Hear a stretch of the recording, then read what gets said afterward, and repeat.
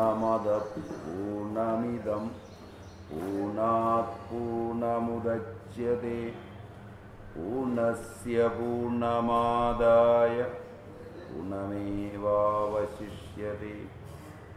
ओम शांति शांति शांति।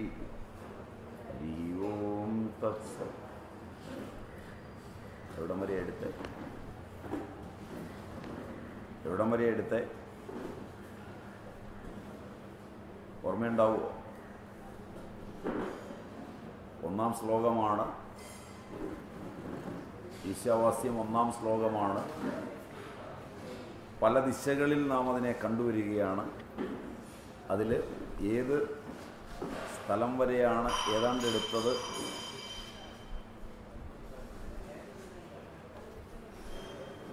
ഓർമ്മയുണ്ടാവുമോ?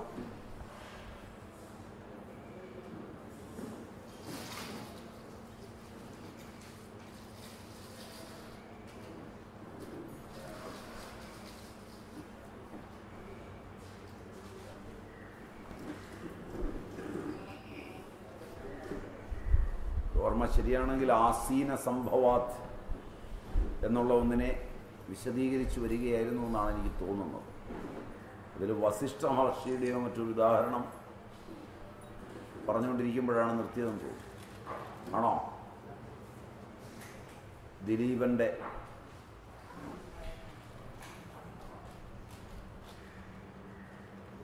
ആയിരിക്കുമോ?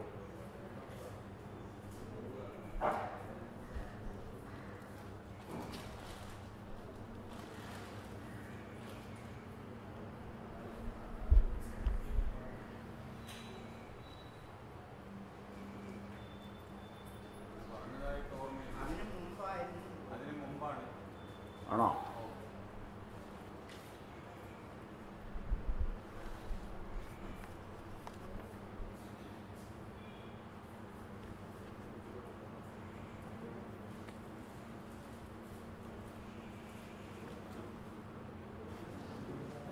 മുമ്പാണോ നിർത്തിയെ?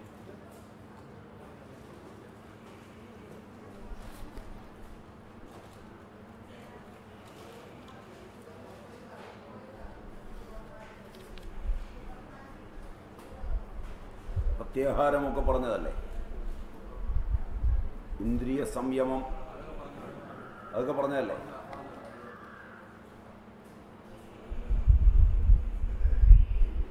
കടപടങ്ങൾ കാണുന്നതും പറഞ്ഞതാണ്. ഓ, ഇത് തന്നെയാണെന്നാണ് എനിക്ക് തോന്നുന്നത്.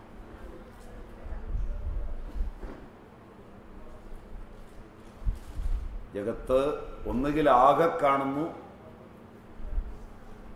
വ്യവച്ഛേദിച്ച് കാണുന്നതിന് പകരം അവിടെയാണ് നിർത്തിയതെന്നാണ് എനിക്ക് തോന്നുന്നത്. അത് കൂടുതൽ മനസ്സിലാക്കാൻ ഒരിക്കൽ ദിലീപ മഹാരാജാവ് ഒരു ദൃഷ്ടാന്തമാണ് പറഞ്ഞു തുടങ്ങിയതെന്ന് എനിക്ക് എൻ്റെ ഒരു ഓർമ്മ എങ്ങനെയാണ്. വസിഷ്ഠ മഹർഷിയുടെ അടുത്ത് ദിലീപ മഹാരാജാവ് എത്തി. അന്ന് തപസ്വികളായ ആളുകൾ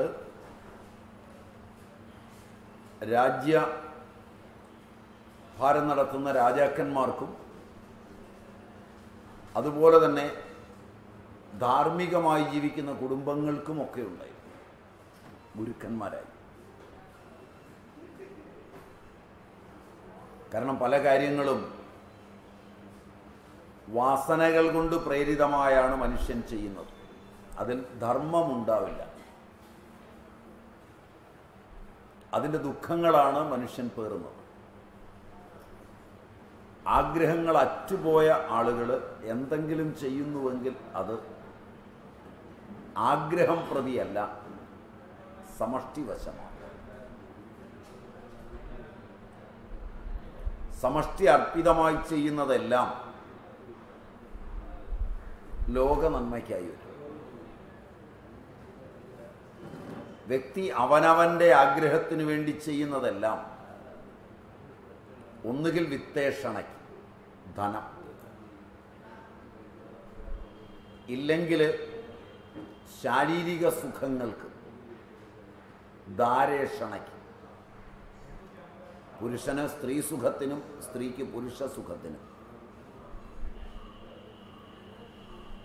അത് രണ്ടു വിധം. ഒന്ന്, അവിടെ തന്നെ തീരുന്ന സുഖം.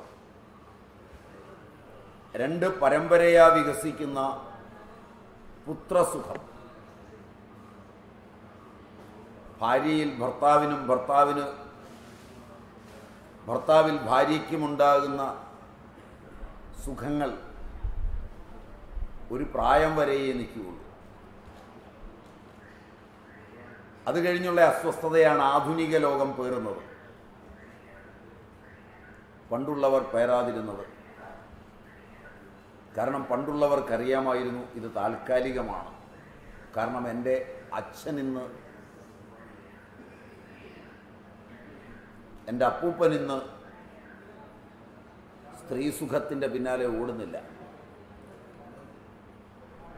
എൻ്റെ അമ്മയും അമ്മൂമ്മയും ഓടുന്നില്ല. ഞാനിന്ന് ഓടുന്നതൊന്നും നാളെ ഉണ്ടാവില്ല. ഈ പുസ്തകത്തിൽ നിന്നാണ് അവർ പഠിച്ചത്. നിങ്ങൾ പഠിച്ചത് അങ്ങനെയല്ല. ഭ്രാന്തന്മാരെഴുതുന്ന സാമൂഹ്യ നീതികളിൽ നിന്നാണ് നിങ്ങളിന്ന് പഠിക്കുന്നത്. അത് കേവലം താൽക്കാലികം മാത്രമാണ്, ഭ്രമം മാത്രമാണ്. അതിന് ശാന്തിയെ തരാൻ കഴിവുണ്ടാവില്ല. എഴുതിവെച്ച പുസ്തകങ്ങളിൽ ഏറ്റവും പ്രസിദ്ധമായത് ജീവൻ്റെ പുസ്തകമാണ്. അതിൽ നോക്കി പഠിച്ചിട്ടുള്ള ആളുകൾ തീരുമാനിക്കും. ഭാര്യ വേണമെന്ന് തോന്നുന്നത് ഇപ്പോൾ കിട്ടുന്ന ക്ഷണികമായ സ്പർശന സുഖത്തിനല്ല, തൻ്റെ ആത്മാവ് പുനർജനിക്കുവാനുള്ള പുത്രന് വേണ്ടിയാണ്. അവരങ്ങനെയാണ് അതിനെ കണ്ടത്. അത് പരമ്പരയാ നിലനിർത്തുവാനും അവർ ശ്രമിച്ചിട്ടുണ്ട്. എന്നാൽ പോലും അതും ദുഃഖം തന്നെയാണ്. ആത്യന്തിക വിശകലനം.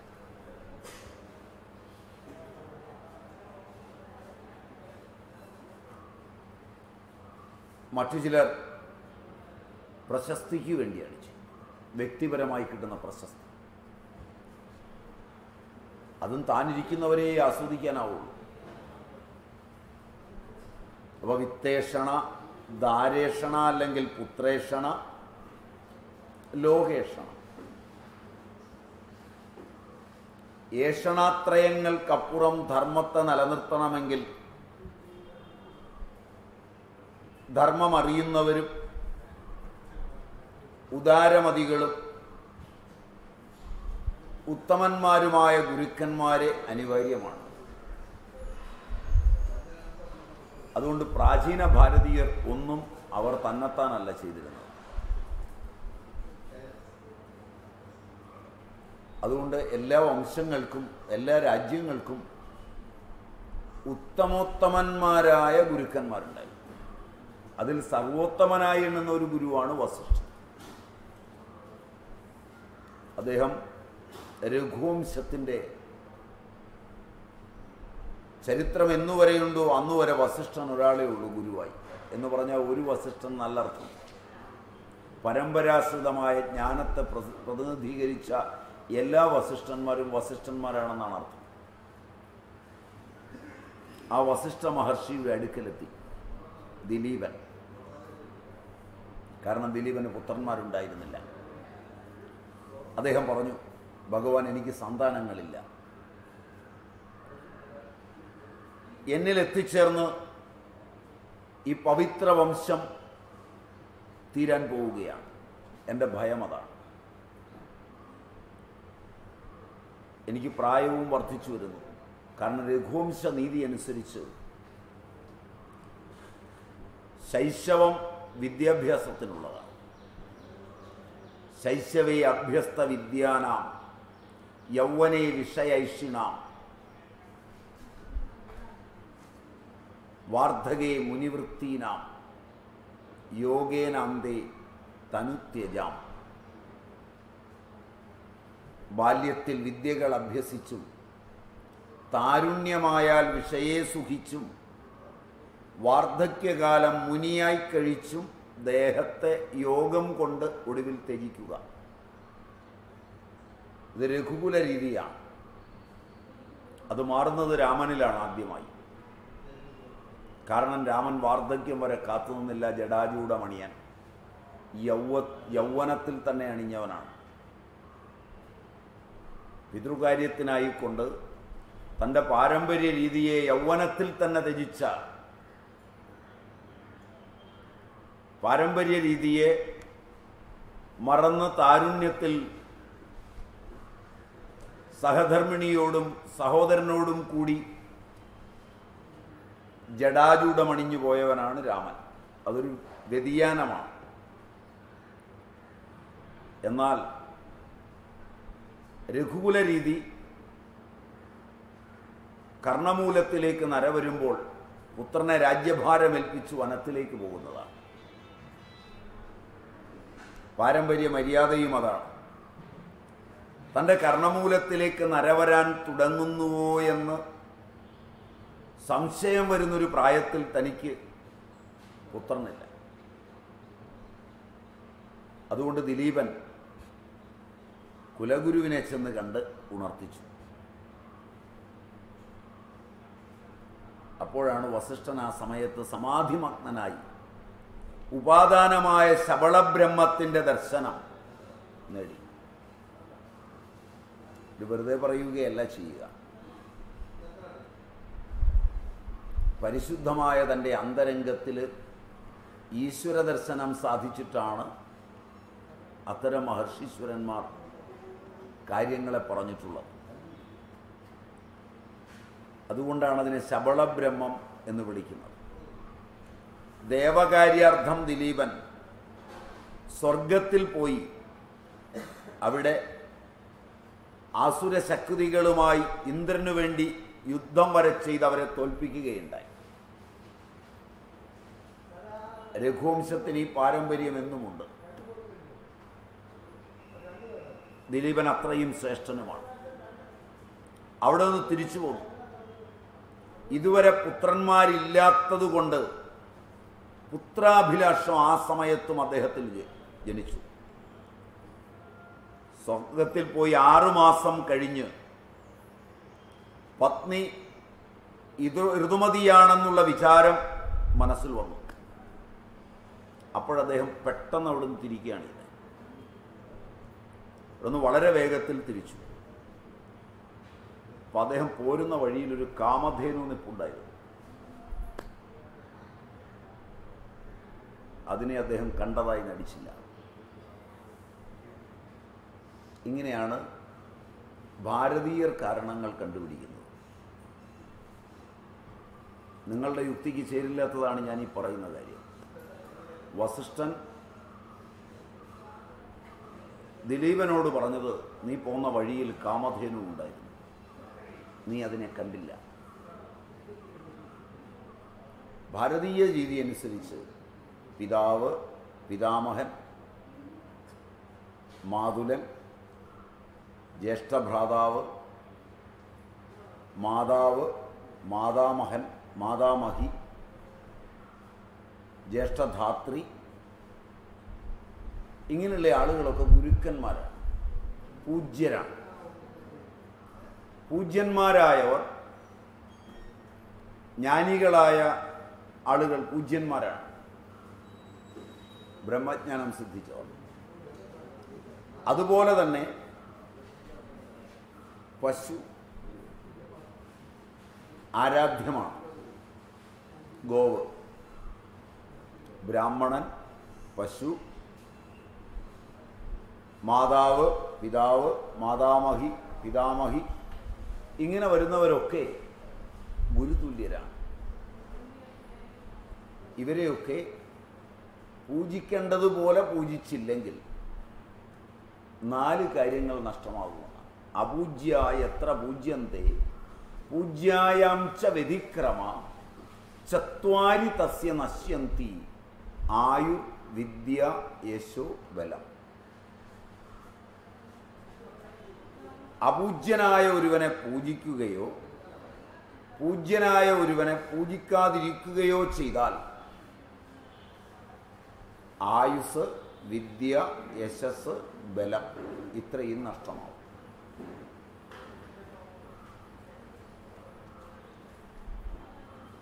പലപ്പോഴും നാം അത് കണ്ടു എന്ന് വരില്ല, തിരക്കിലൊക്കെ ആണെങ്കിൽ.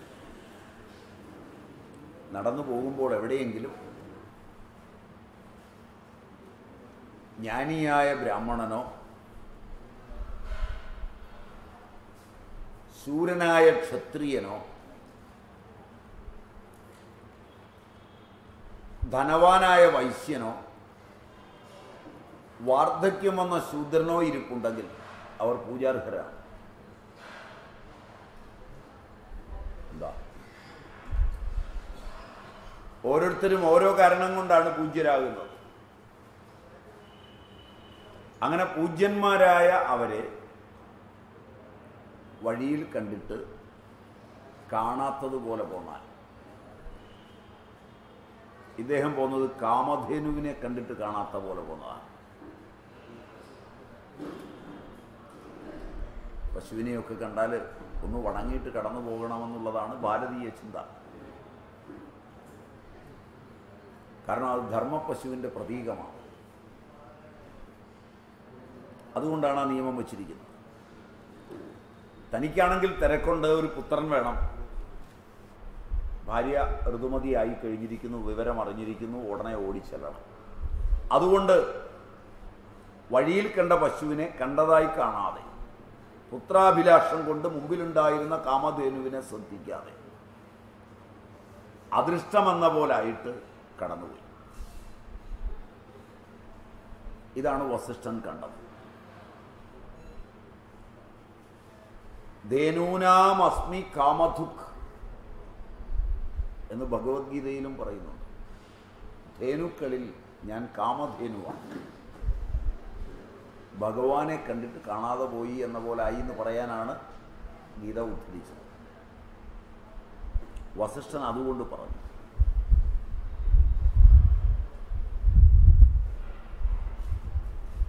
അതാണ് നിന്റെ അപകടത്തിന് കാരണം, നിന്റെ ബുദ്ധിമുട്ടിന് കാരണം. കാമധേനു വംശീയമായതുകൊണ്ടാണ് ഭാരതീയർ പശുക്കളെ എല്ലാം പൂജിക്കുന്നത്.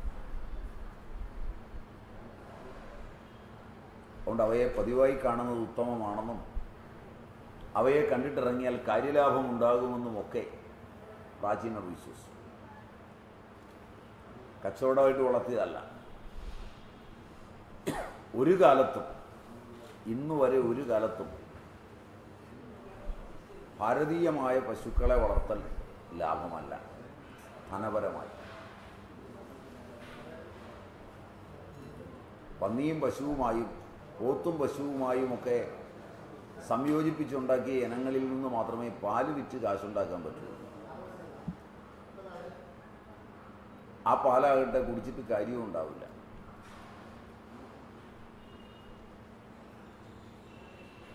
അതുകൊണ്ട് ഭാരതീയരെ സംബന്ധിച്ചിടത്തോളം അതിനെ പരിപാലിക്കുന്നതിന് പിന്നിൽ ഈ ചിന്തയാണ് വ്യക്തമായി. അതുകൊണ്ട് പഴയ കാലത്തെ ആളുകൾ പശുവിനെ സേവിക്കും, അതിനെ പരിക്രമണം ചെയ്യും, ഇതെല്ലാം ചെയ്യും. ദിലീപനാകട്ടെ കാമധേനുവിനെ കണ്ടിട്ട് ഒന്നും ചെയ്തില്ല, പ്രണമിച്ചില്ല. രാവിലെ എഴുന്നേറ്റ് ഇന്നും പശുക്കളെ തൊഴുത് ജീവിതം തുടങ്ങുന്നവരൊക്കെ ഉണ്ട്. അന്ധവിശ്വാസികൾ തീരെ പോയിട്ടില്ല. പുരോഗതിയൊക്കെ നിങ്ങൾ പ്രാപിച്ചെങ്കിലും അവർക്കതിൻ്റെ സന്തോഷവും കിട്ടുന്നുണ്ടെന്നാണ് അവർ പറയുന്നത്. നിങ്ങളുടെ യുക്തിയുമായി ചെന്ന് ചോദിച്ചാൽ അവർക്ക് ദേഷ്യവും വരും. കാരണം അതിനൊന്നും ഉത്തരം പറയാൻ അവർക്കറിയില്ല. കാരണം അവർ യുക്തി കൊണ്ടല്ല കാര്യങ്ങളെ മനസ്സിലാക്കുന്നത്. നമ്മൾ മനസ്സിലാക്കുന്നത് കാര്യങ്ങളെ പലപ്പോഴും യുക്തി കൊണ്ടാണ്. അതുകൊണ്ട് ജീവിതത്തിൽ ഒരിക്കലും നമുക്ക് സന്തോഷവും പതിവില്ല. Am I right? ശരിയാണോ? നിങ്ങൾ അനങ്ങാതിരിക്കുന്ന കാണുമ്പോൾ എനിക്കൊരു പേടി.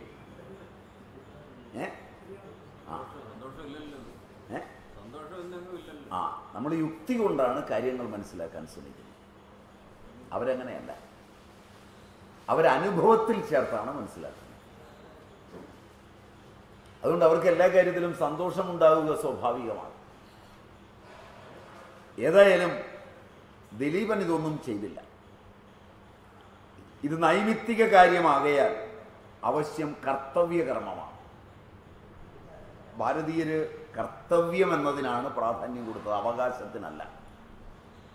നിങ്ങളുടെ അച്ഛനും അപ്പൂപ്പനും വരെയുള്ള കാലത്ത് നോക്കിയാൽ അവരൊക്കെ കർത്തവ്യങ്ങളിൽ മാത്രമേ വിശ്വസിച്ചു. നിങ്ങളുടെ തലമുറയെ നോക്കിയാൽ അവകാശങ്ങളിലാണ് നിങ്ങൾ വിശ്വസിക്കുന്നത്. 1 മണിക്കൂർ നിങ്ങളൊരു മകനോട് സംസാരിച്ച് നോക്കുക. ആ 1 മണിക്കൂറും അവൻ്റെ അവകാശങ്ങൾ ലഭിക്കാത്തതിനെ പറ്റിയുള്ള ദുഃഖങ്ങളാണ് പറയാനുള്ളത്. അച്ഛനിൽ നിന്നോ അമ്മയിൽ നിന്നോ. അവൻ്റെ അമ്മയെ ചെന്ന് കണ്ട് സംസാരിക്കുക. അവർക്ക് പറയാനുള്ളതും അവകാശങ്ങൾ നഷ്ടപ്പെട്ടതിൻ്റെ കണക്കുകളാണ്. ഏത് ഭാര്യ ഈ കൂട്ടത്തിൽ വന്നിട്ടുണ്ടെങ്കിലും അവളെ വിളിച്ച് സംസാരിക്കുക. അവൾ അതൃപ്തയായിരിക്കുന്നതിൻ്റെ കാരണം ഭാര്യാപരമായി ലഭിക്കേണ്ട എല്ലാ അവകാശവും അവൾക്ക് ലഭിക്കാത്തതിലുള്ള ദുഃഖമാണ്. പലതരം അവകാശങ്ങൾ ഒരു ഭാര്യയ്ക്കില്ലെന്നാണ് അവൾ ചോദിക്കുക. അതിൽ ഒരെണ്ണത്തിന് പോലും ഇവൻ കൊള്ളുകയില്ലെങ്കിൽ എന്ത് ചെയ്യും? ഇതാണ് ഭാര്യമാരുടെ പരാതി. ഇനി ഇവളുടെ ഭർത്താവിനോട് പോയി ചോദിക്കുക. അച്ഛൻ്റെ അമ്മയുടെയും കാലത്ത് കഷ്ടപ്പെട്ടതും ഒരവകാശവും ലഭിക്കാത്തതും വിവാഹം കഴിച്ചാലെങ്കിലും ലഭിക്കുമെന്ന് വിചാരിച്ചതും അതൊന്നും കിട്ടാതെ വന്നതും അവിടെയും തൻ്റെ അവകാശങ്ങളെല്ലാം നിഷേധിച്ചതുമായ പരാതിയാണ് ഈ വിദ്വാനും പറയാനുള്ളത്. Am I right? ഇവരിൽ ഒരാൾ പോലും തൻ്റെ കർത്തവ്യത്തെപ്പറ്റി ബോധവാനുമല്ല. കർത്തവ്യകർമ്മങ്ങളിൽ പ്രധാനമാണ് നൈമിത്തിക കാര്യങ്ങൾ. നിത്യം, നൈമിത്തികം എന്നൊക്കെ കർമ്മത്തെ തിരിക്കും. അതിൽപ്പെട്ട നൈമിത്തിക കർമ്മത്തിൽപ്പെട്ടതാണ് ഈ പൂജനമെല്ലാം. അത് അവശ്യം കർത്തവ്യമാണ്. അത് ചെയ്യാത്തത് കൊണ്ട് പ്രത്യവായം എന്ന ദോഷമുണ്ടാവും. ചെടിയൊക്കെ നട്ടുപിടിപ്പിക്കുമ്പോൾ അഭിക്രമം, പ്രത്യവായം എന്ന 2 ദോഷം വരാതെ സൂക്ഷിക്കണം. ഒന്ന്, അതിൻ്റെ വിത്തിൻ്റെ കുഴപ്പം കൊണ്ട് വരുന്ന കേടുകൾ. 2, ആഗന്തുകങ്ങളായി അവയിലേക്ക് വരുന്നതായ പ്രാണികൾ അതിനെ നശിപ്പിക്കുന്നു. ഇങ്ങനെ 2 ദോഷങ്ങൾ, പ്രത്യവായ ദോഷവും അഭിക്രമ ദോഷവും എന്നാണ് അതിന് പറയുന്നത്. ക്രമമായുള്ള അതിൻ്റെ വളർച്ചയ്ക്ക് മുരടിപ്പ് വരുന്ന അഭിക്രമം കൊണ്ടാണ്. ഇതല്ല, ഇത് പ്രത്യവായം കൊണ്ടാണ്. ദിലീപനുണ്ടായ ദോഷവും പ്രത്യവായമാണ് ഉണ്ടായത്. അത് പ്രത്യവായത്തിൻ്റെ പരിണാമം ഏത് കാമന കാരണമാണോ പ്രത്യവായമുണ്ടായത് ആ കാമനയ്ക്ക് ഭംഗം വരിക എന്നുള്ളതാണ്. ഏത് കാമന കാരണമാണ് ദിലീപൻ കാമധേനുവിനെ കണ്ടിട്ട് വണങ്ങാതിരുന്നത്? അത് പുത്രകാമനയാണ്. അത് നടക്കാതെ വരിക. ശാസ്ത്രമൊക്കെ വളരെ പുരോഗമിച്ചിട്ടുണ്ട്. ഏതാണ്ട് 25 വയസ്സിൽ കല്യാണം കഴിച്ച്, അല്ലെങ്കിൽ 20 വയസ്സിൽ കല്യാണം കഴിച്ച് ആദ്യത്തെ 5 കൊല്ലം കുട്ടികളില്ലാതിരുന്ന് 25 വയസ്സ് മുതൽ 40 വയസ്സ് വരെ ഭാര്യയും ഭർത്താവും കഴിക്കാവുന്ന മരുന്നും മാറി മാറി പരീക്ഷിക്കാവുന്ന ഡോക്ടർമാരെയും പരീക്ഷിച്ചിട്ട് കുട്ടികളുണ്ടാകാതെ വരുന്നുണ്ട് ആധുനിക നൂറ്റാണ്ടിൽ. Am I right? ഡോക്ടറോട് ചോദിച്ചാൽ ഒരു പ്രശ്നമില്ലെന്നാണ് പറയുക. ഫൈബ്രോയിഡ് ഇല്ല, സിസ്റ്റ് ഇല്ല, മെൻസ്ട്രൽ സൈക്കിൾ എല്ലാം നോർമലാണ്, FSH നോർമലാണ്, എല്ലാം നോർമലാണ്. ബീജശേഷി കൃത്യമാണ്, ബീജത്തിൽ അണുക്കൾ മുഴുവനുണ്ട്, യാതൊരു കുഴപ്പമില്ല. പക്ഷേ കുട്ടിയുണ്ടാവും. ഇങ്ങനെ കേരളത്തിൽ ഒരുപാട് വന്ധ്യതയുണ്ട്. നിങ്ങൾക്കും അറിയാമായിരിക്കും ചിലതെങ്കിലും. Am I right? ഇവിടെ എന്താണ് കാര്യം? യുക്തിക്കെല്ലാം അപ്പുറമുള്ള എന്തോ ഒരു കാര്യം ഒളിഞ്ഞു കിടക്കുന്നതാണ്. ശാസ്ത്ര നിരീക്ഷണങ്ങളിലൊന്നും യാതൊരു തകരാറുമില്ല. നമ്മളുടെ രോഗങ്ങളിൽ, നമ്മുടെ ബുദ്ധിമുട്ടുകളിൽ ഇങ്ങനെ അദൃഷ്ടമായ ഒന്ന് കിടക്കുന്നത് നൈമിത്തിക കർമ്മങ്ങളിൽ വരുന്ന ലോപം കൊണ്ടുണ്ടാകുന്ന പ്രത്യവായ ദോഷമാണ്. ദിലീപൻ്റേത് അഭിശാപം നിമിത്തമാണ്. അതായത് വണങ്ങേണ്ടതിനെ വണങ്ങാതെ കടന്നുപോയി. അതിന് ആയുർവേദ ആചാര്യന്മാർ അഭിശാപം എന്നാണ് പറയുന്നത്. അപ്പോൾ വസിഷ്ഠൻ തൻ്റെ ധ്യാന ദൃഷ്ടിയിൽ നോക്കിയപ്പോൾ അദ്ദേഹത്തിന് മനസ്സിലായി ഇത് ഇന്നതാണ്. കാരണം ഇതിന് വെറുതെ ഉള്ള പണിയൊന്നും കാണിച്ചിട്ട് കാര്യമില്ല. ഇത് അപത്യദോഷം കൊണ്ട് മെല്ലെ അനപത്യദോഷമായി തീരുകയും അത് കാരണം പ്രമേഹ ലക്ഷണങ്ങൾ കാണിക്കുകയും ചെയ്യും. ഇതറിയണമെന്നുണ്ടെങ്കിൽ രഘുവംശമെടുത്ത് ഈ ഭാഗം, ഈ സർഗമൊന്ന് വായിച്ചാൽ കാളിദാസൻ എഴുതി വച്ചിരിക്കുന്നത് വളരെ രസകരമാണ്. അഷ്ടാംഗ ഹൃദയത്തിലെ പ്രമേഹ നിദാനമാണ് എടുത്ത് അടുക്കോടെ വച്ചിരിക്കുന്നത്. പ്രമേഹ രോഗത്തിൻ്റെ കാരണങ്ങളിൽ പ്രകൃഷ്ടമായൊരു കാരണം ഇന്നും രോഗമെന്തെന്നോ എങ്ങനെയെന്നോ അതിൻ്റെ കാരണങ്ങൾ ഇന്നവയെന്നോ കൃത്യമായി ശാസ്ത്രത്തിന് പറയാൻ പറ്റാത്ത വിധം സങ്കീർണമാണ് പ്രമേഹ നിദാനം. ഇന്നും നൂറ്റാണ്ടുകൾ എത്രയോ ആയി, എത്രയോ ഗവേഷണങ്ങൾ. അതേ നിദാനമാണ് കാളിദാസൻ അതേപടി പകർത്തി എഴുതിയ പോലെ എഴുതിയിരിക്കുന്നത്. രസകരമാണ് ഈ അധ്യായം. രഘുവംശത്തിൽ ഏറ്റവും രസകരമായൊരു അധ്യായമാണ്. പുത്രസമ്പത്തില്ലാത്ത ദിലീപൻ്റെ ജീവിതകഥയെ വർണ്ണിക്കുമ്പോൾ കാളിദാസൻ പ്രമേഹ നിദാനം അതേപടി പകർത്തി വെച്ച പോലാണ് വെച്ചത്. വസിഷ്ഠന് തൻ്റെ ഉള്ളിൽ തോന്നിയ തോന്നലാണ് രഘുവംശം വർണ്ണിക്കുന്നത്. അപ്പൊ ഈ പ്രത്യവായത്തിൻ്റെ പരിണാമമാണ് പുത്രനില്ല. അതേ കാമനയ്ക്ക് തന്നെയാണ് ഭംഗമുണ്ടാകുന്നത്. അപ്പൊ പുത്രജന്മം പ്രതിബന്ധമായി. വസിഷ്ഠന് ഭൂതവിഷയകമായ ഈ കാര്യം പ്രത്യക്ഷമായതുകൊണ്ട്, ഹേ ദിലീപ, നീ ഇന്ന കാരണം കൊണ്ടാണ് നിനക്ക് ബുദ്ധിമുട്ട് വന്നിരിക്കുന്നത്. അതുകൊണ്ട് സൂക്ഷ്മവ്യവഹിതമായി അതിസൂക്ഷ്മമായ പ്രത്യവായത്തെ കണ്ടിട്ട് കാലവ്യവഹിതവും ദേശവിപ്രകൃഷ്ടവുമാണ് അത് എന്ന് മനസ്സിലാക്കി ദിലീപനോട് തനിക്ക് പ്രത്യക്ഷമായ വിവരങ്ങളെ പറഞ്ഞു മനസ്സിലാക്കി. ഹേതു, നിദാനം, ഇതെല്ലാം വസിഷ്ഠൻ കണ്ടു. പ്രത്യവായത്തിന് പരിഹാരം പ്രായശ്ചിത്തമാണ്.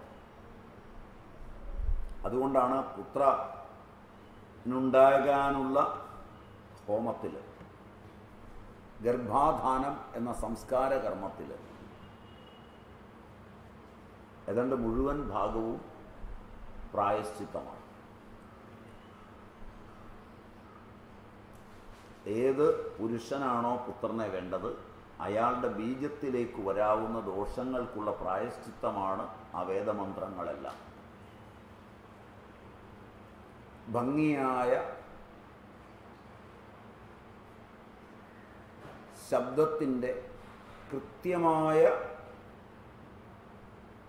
ഉപഭോഗം കൊണ്ട് പ്രായശ്ചിത്തമാവുകയും മന്ത്രം ഉച്ചരിക്കേണ്ടതുപോലെ ഉച്ചരിക്കുകയും ചെയ്യുമ്പോൾ തന്നെ പുരുഷൻ പവിത്രനാവുകയും ചെയ്യും. ബീജം വിതയ്ക്കേണ്ട ക്ഷേത്രം അനേക തലമുറകളിലൂടെ വന്നതാണ്. എങ്ങനെയാണോ പുരുഷൻ അച്ഛൻ, അമ്മ തുടങ്ങിയവയിലൂടെ വന്നത്, അതിലെ ബീജത്തിൽ ജനിതകപരമായും ബീജഭാഗപരമായും ബീജഭാഗ അവയവപരമായും എന്തെല്ലാം ദോഷങ്ങളുണ്ടോ ആ ദോഷങ്ങളെയെല്ലാം എങ്ങനെ പ്രായശ്ചിത്തം കൊണ്ട് മാറ്റുന്നുവോ അതുപോലെ ക്ഷേത്രത്തിൻ്റെ വൈകല്യങ്ങളും പ്രായശ്ചിത്തങ്ങളെ കൊണ്ടാണ് മാറ്റുന്നത്. അതിന് വേദമന്ത്രങ്ങൾ കൃത്യമായ പ്രായശ്ചിത്തത്തെ കൊണ്ട് ക്ഷേത്രത്തെ പവിത്രീകരിച്ച് ബീജത്തെ പവിത്രീകരിച്ച് കഴിഞ്ഞാൽ അതിലേക്ക് വന്നു ചേരേണ്ട ജീവൻ പൂർവകാലീനമായ അനേക ജന്മസംസ്കാരങ്ങളിൽ നിന്ന് വരുന്നതാണ്. അതിനെയും പവിത്രീകരിക്കേണ്ടതുണ്ട്. പിതൃജവും മാതൃജവും ആത്മജവുമായിരിക്കുന്ന രോഗകോടികളെ മുഴുവനും ഉച്ചാടനം ചെയ്യേണ്ടത്. ഇതാണ് ഭാരതീയ ചിന്തയുടെ രീതി. ഇത്രയും അന്ധവിശ്വാസം നിങ്ങൾക്ക് സ്വീകാര്യമാവുമോ? ഇതൊക്കെ ഉണ്ടെന്നുള്ളത്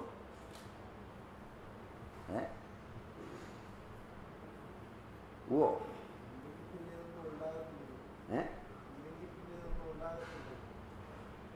അത് വേറൊരു കാര്യമാണ്. നിങ്ങൾക്ക് വിശ്വാസമാകുമോ എന്നാണ് എൻ്റെ ചോദ്യം. ഇന്ന് ഇങ്ങനെയൊക്കെ കാണുന്നുണ്ടോ കുഴപ്പങ്ങൾ? ധാരാളമുണ്ട്. അപ്പം അതുകൊണ്ടാണ് ഇത് പവിത്രീകരിക്കേണ്ടതിൻ്റെ ആവശ്യം. അത് ഗർഭാധാന കർമ്മത്തിൽ വെച്ചാണ് പവിത്രീകരിക്കുന്നത്. അപ്പോൾ വസിഷ്ഠൻ പ്രായശ്ചിത്തത്തിനാണ് ഉപദേശിക്കുന്നത്. പ്രത്യവായത്തിനുള്ള പരിഹാരം പ്രായശ്ചിത്ത കർമ്മമാണ്. അതെന്താണ്? അതിനാണ് വസിഷ്ഠൻ അദ്ദേഹത്തോട് 1 മാസമെങ്കിലും ഗോസേവ ചെയ്യാനാണ്. പശുവിനെ സേവിക്കുക. കാമധേനുവിൻ്റെ വംശത്തിൽ പിറന്ന പുത്രി നന്ദിനിയെ പരിചരിക്കുക. നന്ദിനിയോടുകൂടി വനത്തിൽ പോവുക, രാജാവാണെന്നുള്ളതൊക്കെ മറക്കുക, ഒരു ഗോപാലനായി മാറുക.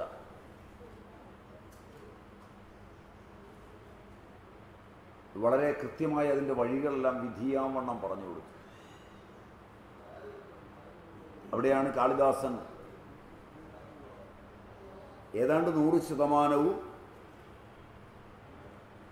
അഷ്ടാംഗ ഹൃദയത്തോട് നീതി പുലർത്തുന്നു എന്ന് പറയാവുന്നത്.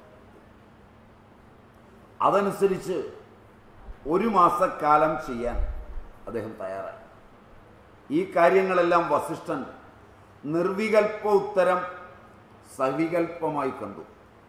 കണ്ണു തുറന്നു വസിഷ്ഠൻ എല്ലാ കാര്യങ്ങളും ദിലീപ മഹാരാജാവിനോട് ഉണർത്തിച്ചു. വസിഷ്ഠൻ്റെ കണ്ണടച്ചാണിരുന്നത്. എന്നിട്ടും വസിഷ്ഠൻ കണ്ടു. എങ്ങനെ? ഉപാദാന ദർശനം കൊണ്ട്. അപ്പോൾ അക്കാര്യങ്ങൾ സ്വപ്നമല്ല, സത്യമാണ്. രാജാവ് വസിഷ്ഠ നിർദ്ദേശാനുസരണം സ്വപത്നീ സഹിതം ഗോസേവയ്ക്കൊരുങ്ങി. അധ പ്രജാനാമധിപ പ്രഭാതേ ജായാ പ്രതിഗ്രാഹിത ഗന്ധമാന്യാം വനായവീത പ്രതിബദ്ധവത്സം യശോധനോ ധേനു മൃഷേർ മുമോച എന്നാണ് കാളിദാസൻ എഴുതിയിരിക്കുന്നത്. കവികുല ഗുരുവായ കാളിദാസൻ ഇവിടം മുതലാണ് ഗോസേവാ സർഗം ആരംഭിക്കുന്നത്. ദിലീപ പത്നി സുദക്ഷിണ, ചന്ദനം, ഹാരം ആദികളെ കൊണ്ട് ആദ്യം ഗോവിനെ പൂജിച്ചു. ദിലീപൻ പശുവിനെ തീറ്റുന്നതിന് വനത്തിൽ കൊണ്ടുപോയി. ഗോസേവയുടെ പരിണാമം അദ്ദേഹത്തിന് പുത്രനുണ്ടായി. ഇങ്ങനെയാണ് രഘുവംശം എഴുതിയിരിക്കുന്നത്. നമുക്ക് വായിച്ചു നോക്കാം. അദ്ദേഹത്തിൻ്റെ നാമം രഘു എന്നായിരുന്നു. അതുകൊണ്ട് വംശധര രൂപത്തിൽ വളരെ കാത്തിരുന്നുണ്ടായതായതുകൊണ്ട് ആ വംശത്തെയും രഘുവംശമെന്ന് പ്രസിദ്ധമായി. അവിടെയാണ്, ആ വംശത്തിലാണ് രാമനും ജനിച്ചത്. താല്പര്യമെന്തെന്നാൽ സവികൽപ്പ സമാധിയിൽ സമസ്ത വിഷയങ്ങളുടെയും വാസ്തവിക ജ്ഞാനം ഉണ്ടാവും. അതാണ് നമുക്കാവശ്യമുള്ളത്. അതിൻ്റെ ഭാഗമാണ് നമ്മൾ പറഞ്ഞു വന്നിരുന്നത്.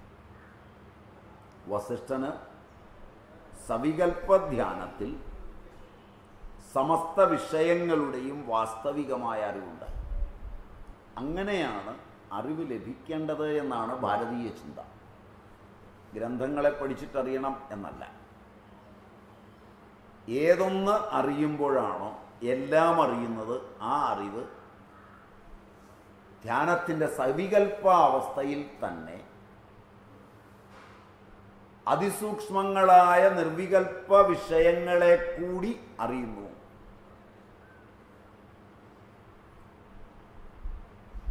എന്നാണ് വസിഷ്ഠനിൽ നമ്മൾ പഠിക്കുന്നത്. ഇങ്ങനെ അറിയാനാണ് ഭാരതീയർ മുമ്പ് ഉത്സാഹം കാണിച്ചിട്ടുള്ളത്. ആ അറിവിലാണ് ഈ ജഗത്തിൻ്റെ ഏറ്റവും സൂക്ഷ്മ കാരണം ഈശനാണ് എന്നറിയുന്നത്. അല്ലാതെ പുസ്തകത്തിൽ പഠിച്ചിട്ടല്ല അറിയുന്നത്.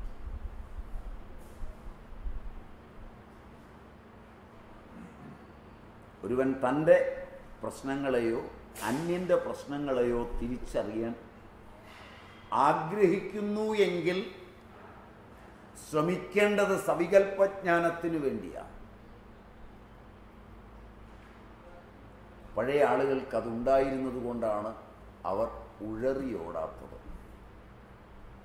ഇന്നുള്ളവർക്കില്ലാത്തത് കൊണ്ടാണ് അറിവില്ലാത്തവനെ തേടി യാത്ര ചെയ്യുന്നത്.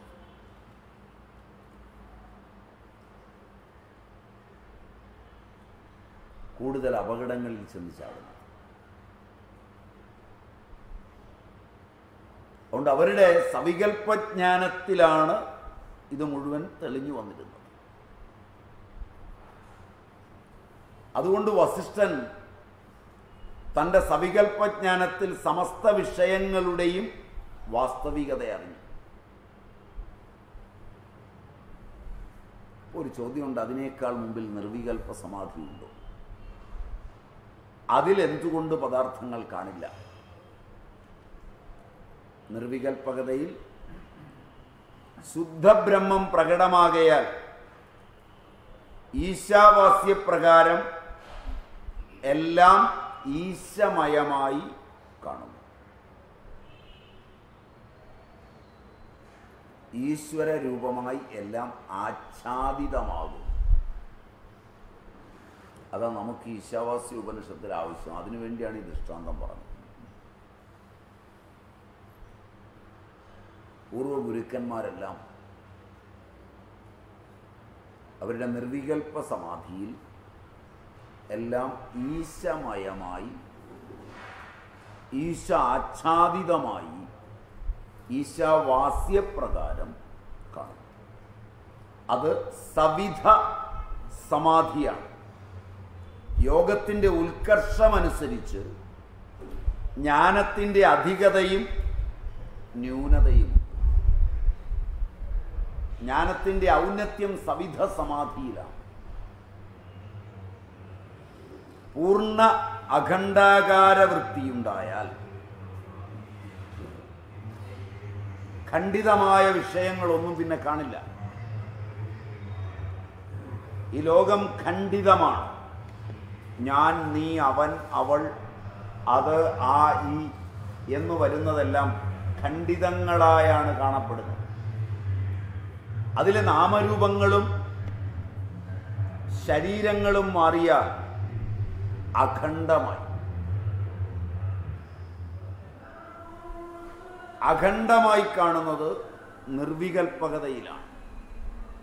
പൂർണ്ണ അഖണ്ഡാകാര വൃത്തിയുണ്ടായാൽ ജ്ഞാനം അനന്തമാവും, ജ്ഞേയം അല്പമാവും. അവിടെയാണ് ആ വ്യത്യാസം അറിയേണ്ടത്. അഖണ്ഡാകാര വൃത്തിയിൽ ജ്ഞാനം അനന്തവും ജ്ഞേയം അല്പവുമാവും. അറിയപ്പെടാൻ വസ്തുക്കൾ അസ്തമിക്കുന്നു. ഖണ്ഡവൃത്തിയിൽ അപഗ്രഥനാത്മകമായ അറിവിൽ വിഷയങ്ങളെ വിപുലമായി അറിയുമ്പോൾ ജ്ഞേയം അനന്തവും ജ്ഞാനമല്പവുമാവും. നമ്മൾ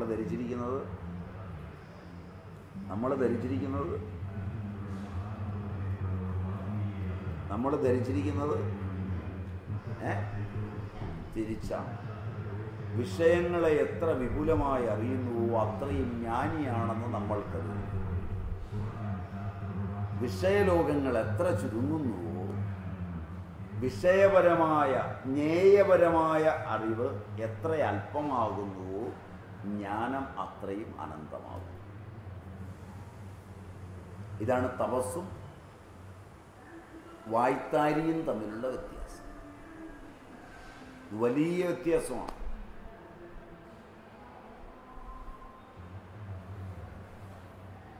വാചാടോപമുള്ള ആളുകൾ പറഞ്ഞു കേൾക്കുമ്പോൾ അതറിയാനാണ് നമ്മൾ ഈ ആഗ്രഹിക്കുന്നത്. അതിനാണ് നമ്മൾ എല്ലാ സ്ഥലത്തും പോകുന്നത്.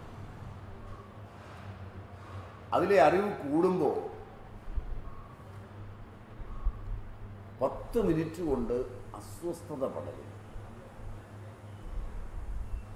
അനന്തമായ ജ്ഞേയ വസ്തുക്കളോടുള്ള താതാത്മ്യവും അവയ്ക്കു വേണ്ടിയുള്ള ദാഹവും അതറിയാനുള്ള ശ്രമവും അസ്വസ്ഥതയാണ് പ്രദാനം ചെയ്യുന്നത്. ഒരാൾ തനിക്കറിയാവുന്നതായ ഓരോ വിഷയങ്ങളെയും എടുത്തു പറയുമ്പോൾ അത് ഉള്ളിൽ നിന്നല്ല വരുന്നത്, കാണാതെ പഠിച്ചതാണ്. അതിലെല്ലാം വിശേഷവിധിയായി അയാൾ ഒളിഞ്ഞിരിപ്പുണ്ടാവും, ജ്ഞാനമുണ്ടാവില്ല. ആ അഹന്ത സഹിക്കാൻ വയ്യാത്തതാണ്. അതുകൊണ്ട് കേൾക്കുന്നവൻ അസ്വസ്ഥനാണ്. ശരിയാണോ? ശരിയാണോ? ജ്ഞേയവസ്തു അല്പമാവുകയും ജ്ഞാനം അനന്തമാവുകയും ചെയ്യുമ്പോൾ ജ്ഞാതാവ്, ജ്ഞേയം, ജ്ഞാനമെന്ന 3 കുടങ്ങൾ ഏകമായി.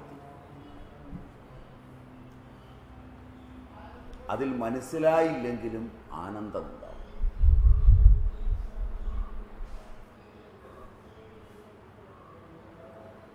കഴിഞ്ഞു നോക്കുമ്പോൾ അറിയാതെ എന്തൊക്കെയോ അറിഞ്ഞു എന്നതുപോലൊരു ആനന്ദം. അതിന് തുടർച്ചയില്ല. ഇതാണ് ഈ വഴി.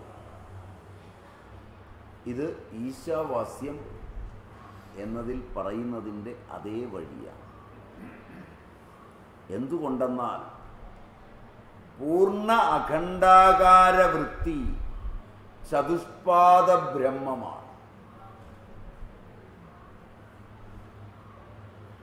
ജാഗ്രത്, സ്വപ്നം, സുഷുപ്തി ഇവയെ ഉളവാക്കുന്ന വിശ്വൻ, തൈജസൻ, പ്രാജ്ഞൻ, തുരീയൻ എന്ന 3 പാദങ്ങളുള്ള വിരാട്ട്, ഹിരണ്യഗർഭൻ, ഈശ്വരൻ,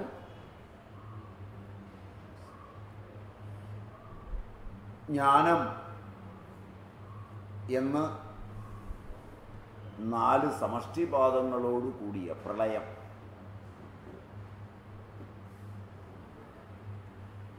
4 പാദങ്ങളോട് കൂടിയ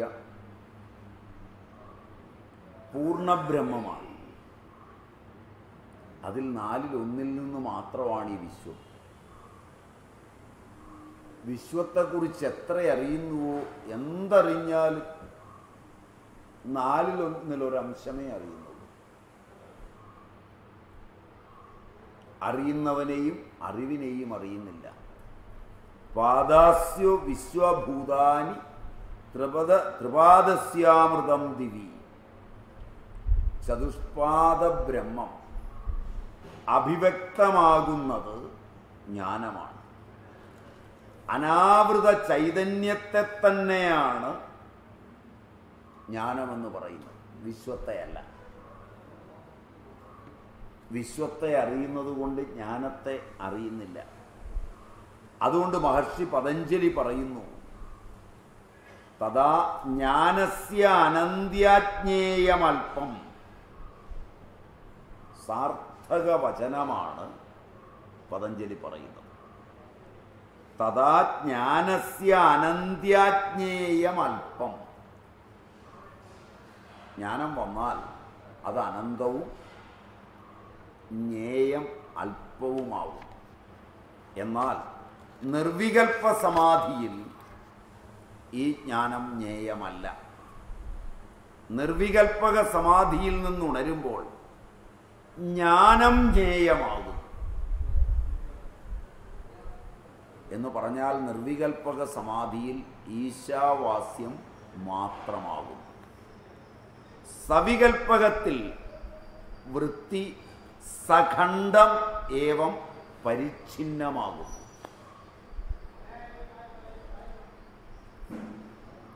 പദാർത്ഥ വിഷയകജ്ഞാനം സവികൽപ്പത്തിലുണ്ടാകും. പരിച്ഛിന്ന വൃത്തിയിൽ മാത്രമാണ് പദാർത്ഥജ്ഞാനമുള്ളത്. അഖണ്ഡാകാര വൃത്തിയിൽ പദാർത്ഥജ്ഞാനമില്ല.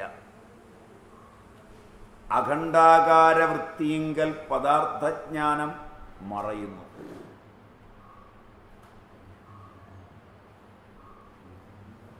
പർദ്ദ ഇട്ടതുപോലെ, മൂടുപടമണിഞ്ഞതുപോലെ.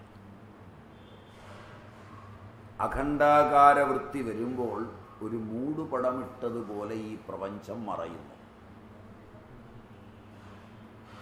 അതാണ് ആദ്യ ശ്ലോകത്തിൽ ഈശാവാസ്യമിതം, ആ മൂടുപടമാണ് പറഞ്ഞിരിക്കുന്നത്. ഇങ്ങനെയും വ്യാഖ്യാനിക്കാം. സാധനാപരമായി പഠിക്കുമ്പോൾ ഇതാണ് ശരി. ഒരുവൻ സമാധി പരിശീലിക്കുന്നതിന് ശ്രമിച്ചാൽ അവൻ്റെ അനുഭവത്തിലാകുന്നത് ഖണ്ഡിതങ്ങളായ പരിച്ഛിന്നങ്ങളായ വിഷയവിശിഷ്ടങ്ങളായ ഈ വിഷയലോകങ്ങളെല്ലാം അഖണ്ഡാകാരവൃത്തിയുടെ ആഗമനത്തോടുകൂടി അസ്തമിക്കും. ഒരു മൂടുപടം കൊണ്ട് മൂടിയാലെന്ന പോലെ ലോകം കാണാതാകും.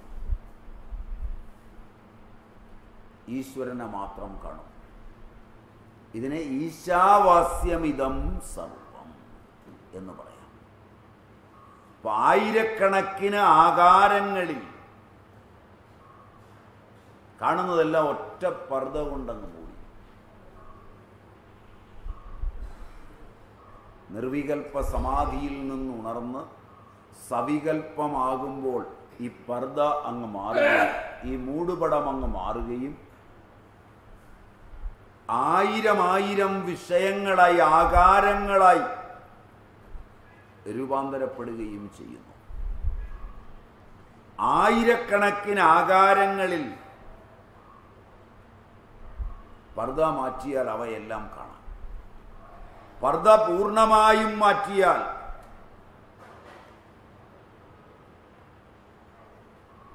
കാരണം പർദ്ദയിലാണ് ഈ ആകാരങ്ങൾ തൂങ്ങിക്കിടക്കുന്നത്. പൂർണ്ണമായും മാറ്റിയാൽ ഒരാകാരവും കാണില്ല. കേവലം ശുദ്ധമായ ആകാശം മാത്രം കാണും. അപ്പോൾ കടാദ്യ ആകാരവൃത്തി ഉണ്ടാകുമ്പോൾ, കടാദ്യാകാരത്തിൽ അജ്ഞാനത്തിൻ്റെ പർദ്ദ മാറ്റുമ്പോൾ ഘടാദ്യ അവച്ഛിന്ന ചൈതന്യ പ്രകാശം ഉണ്ടാകും. ഘടം കാണില്ല. പിന്നെ ഘടാദികൾ ഏത് ആകാശത്തിലാണോ ഉണ്ടായത് അതിൻ്റെ അറിവാണ് ഉണ്ടാകുന്നത്. നിങ്ങളിരിക്കുന്നിടത്ത് നിന്ന് നിങ്ങൾ ഏറ്റുപോയി കഴിഞ്ഞാൽ നിങ്ങളിരുന്ന ആകാശം മാത്രമാണ് കാണുന്നത്, നിങ്ങളെ കാണില്ല. അപ്പൊ ഘടാദ്യ അവച്ഛിന്ന ചൈതന്യപ്രകാശമുണ്ടാകും. ആയിരം സ്ഥാനങ്ങളിൽ അജ്ഞാനത്തിൻ്റെ പർദ്ദ മാറ്റിക്കളയണം. കാരണം അത്രയും വിഷയങ്ങൾ നമ്മൾ ചിന്തിച്ചും ഭുജിച്ചും കണ്ടും കേട്ടും അവയോടെല്ലാം രമിച്ചു. അതിനെ ഈ ഓട്ടം. ഒരിടത്ത് പോലും ഒരാധ്യാത്മിക രംഗത്ത് പോയാൽ പോലും നമ്മളിത് പരിമിതപ്പെടുത്തുന്നില്ല. ഇങ്ങോട്ട് വന്ന് കയറുന്നതിനെയൊക്കെ പരിചയപ്പെടാം. ഇതെല്ലാം അങ്ങോട്ട് ചെന്ന് വലിഞ്ഞു കയറി ഇതെല്ലാം തലവലിച്ചു വെക്കുകയാണ്. അവളുടെ ദുഃഖവും അവൻ്റെ ദുഃഖവും ഒക്കെ തലവലിച്ചു വെക്കുകയാണ്. എന്നിട്ട് അതിന് ദുഃഖിക്കുകയാണ്. ശരിയല്ല? എന്നിട്ട് ജ്ഞാനം സമ്പാദിക്കാൻ കൂടുക.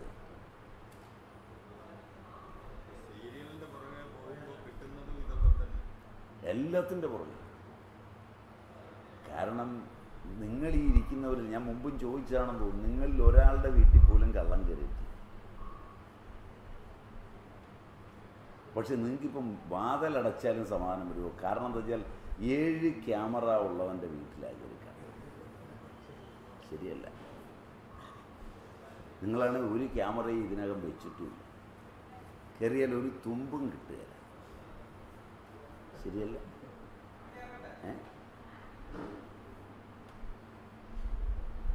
നിങ്ങൾക്കാകെ ഒരു മാലയേ ഉള്ളായിരിക്കും, പക്ഷെ അത് വലിയ വിലപിടിപ്പുള്ളതാണ് നിങ്ങൾക്ക്. ശരിയല്ല? മറ്റവന് പോകാൻ ഒരുപാടുണ്ടായിരുന്നു എന്ന് വിചാരിക്കുക.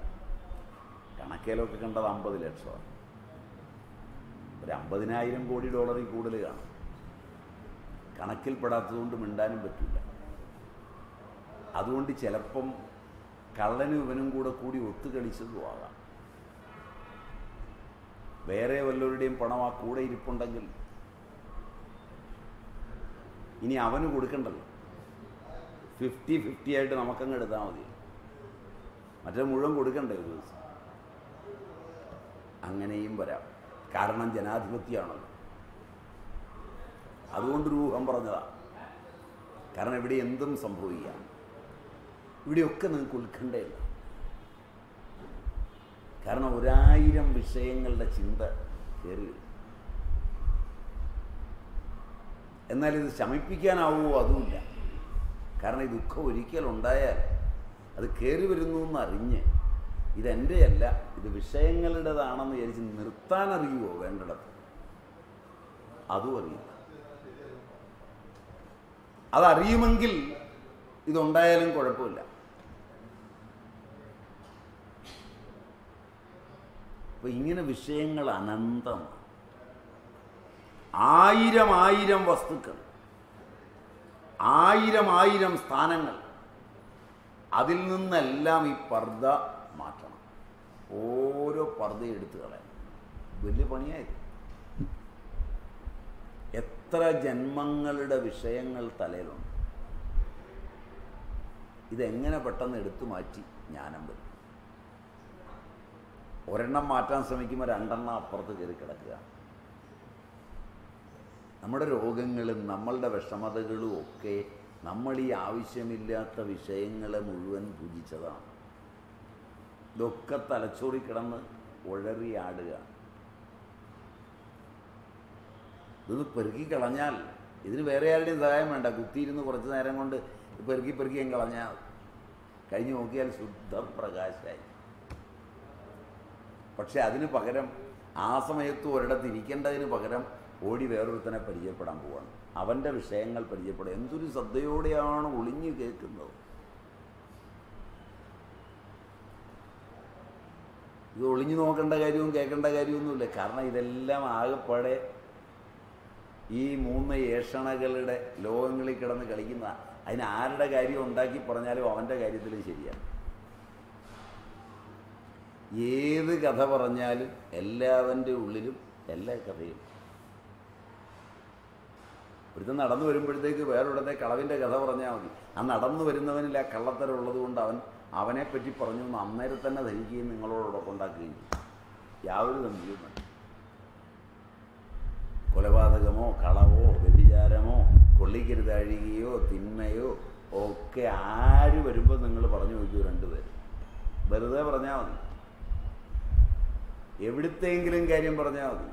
ഈ വരുന്നവൻ കേട്ടിട്ട് എന്നെക്കുറിച്ചാണ് നിങ്ങൾ ചർച്ച ചെയ്തുകൊണ്ടിരിക്കുക. കാരണം വെച്ചാൽ ഈ വിഷയം അവനെ സംബന്ധിച്ചും ബാധകമാണ്. പറയുന്ന നേരത്ത് മാത്രം പറയുന്നവനും കേൾക്കുന്നവനും രസിക്കാനായതുകൊണ്ട് അവരെ പറ്റിയല്ല. ഈ 2 മാന്യന്മാർ വേറെ 2 പേർ പറയുന്നിടത്ത് എന്നാൽ അവരുടെ കാര്യവും ഇത് തന്നെ. മനസ്സിലായില്ല? മറ്റുള്ളവർ പറയുമ്പോഴേ ഈ സംശയം വരുള്ളൂ, എന്നെപ്പറ്റിയാണോ? നമ്മൾ മറ്റുള്ളവരെ പറ്റി ഇരുന്ന് പറയുമ്പോൾ നമ്മളതിലില്ല എന്ന കാര്യം നമുക്ക് ഉറപ്പാണ്. ഇതാണ് പരദൂഷണത്തിൻ്റെ സുഖം. മനസ്സിലായില്ല? പിടിയിട്ടില്ല. പരദൂഷണത്തിന് വല്ലാത്ത സുഖമുണ്ട്. കാരണം അതിൽ നമ്മൾ പെടില്ല. അരമണിക്കൂർ മുമ്പ് നമ്മൾ കെട്ട കാര്യം തന്നെയാണ് പറയുന്നതെങ്കിൽ പോലും നമ്മൾ കള്ളനല്ല, വേറെ 2 പേരാ. ഇത് പ്രതിഭയുടെ ഒരു ലോകത്ത് വരുന്ന ഒരു വലിയ പ്രശ്നമായി.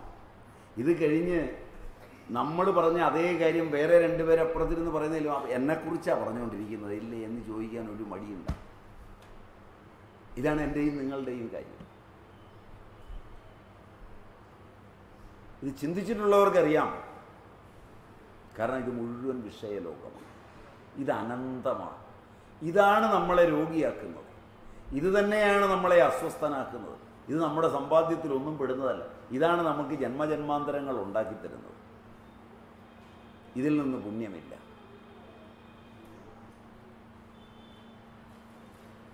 സമസ്ത രോഗങ്ങളുടെയും സമസ്ത പ്രശ്നങ്ങളുടെയും കാര്യം ഈ തളർച്ചയാണ്. അറിവുള്ളവർ ഇത്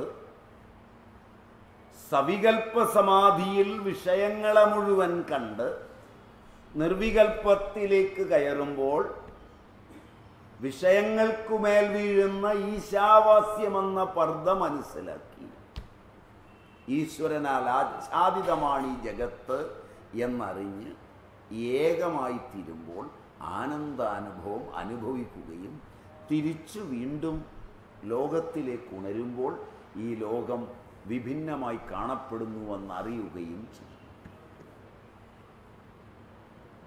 ഇത് അനുഭൂതിയുടെ വിഷയം, ഇത് ആനന്ദത്തിൻ്റെ വിഷയം. ഇതിനു തിരിച്ചുണർന്നു വരുമ്പോൾ എല്ലാം വിഭിന്നമായി കാണും. വീണ്ടും നിർവികൽപ്പത്തിലേക്ക് കയറുമ്പോൾ, കാരണം സമാധിയിലെത്തിയവന് വ്യുത്ഥാനമെന്നും സമാധിയെന്നും രണ്ടവസ്ഥകൾ. അതുകൊണ്ടാണ് വ്യുത്ഥാനദശയിൽ അവർ എന്നെയും നിങ്ങളെയും പോലെ കളിക്കും. മനസ്സിലായില്ല? ചിരിക്കും, വിഷയങ്ങളിൽ ഏർപ്പെടും. രണ്ട് സ്ഥലത്തും കളിക്കാൻ അറിയുന്ന ഉഭയത്വമുള്ളവർ, മണ്ടൂകാവസ്ഥയെ പ്രാപിച്ചവർ, മുണ്ടികൾ. മണ്ടൂകം എന്ന് പറഞ്ഞാൽ തവള, കരയ്ക്കും വെള്ളത്തിലും ജീവിക്കുന്നു.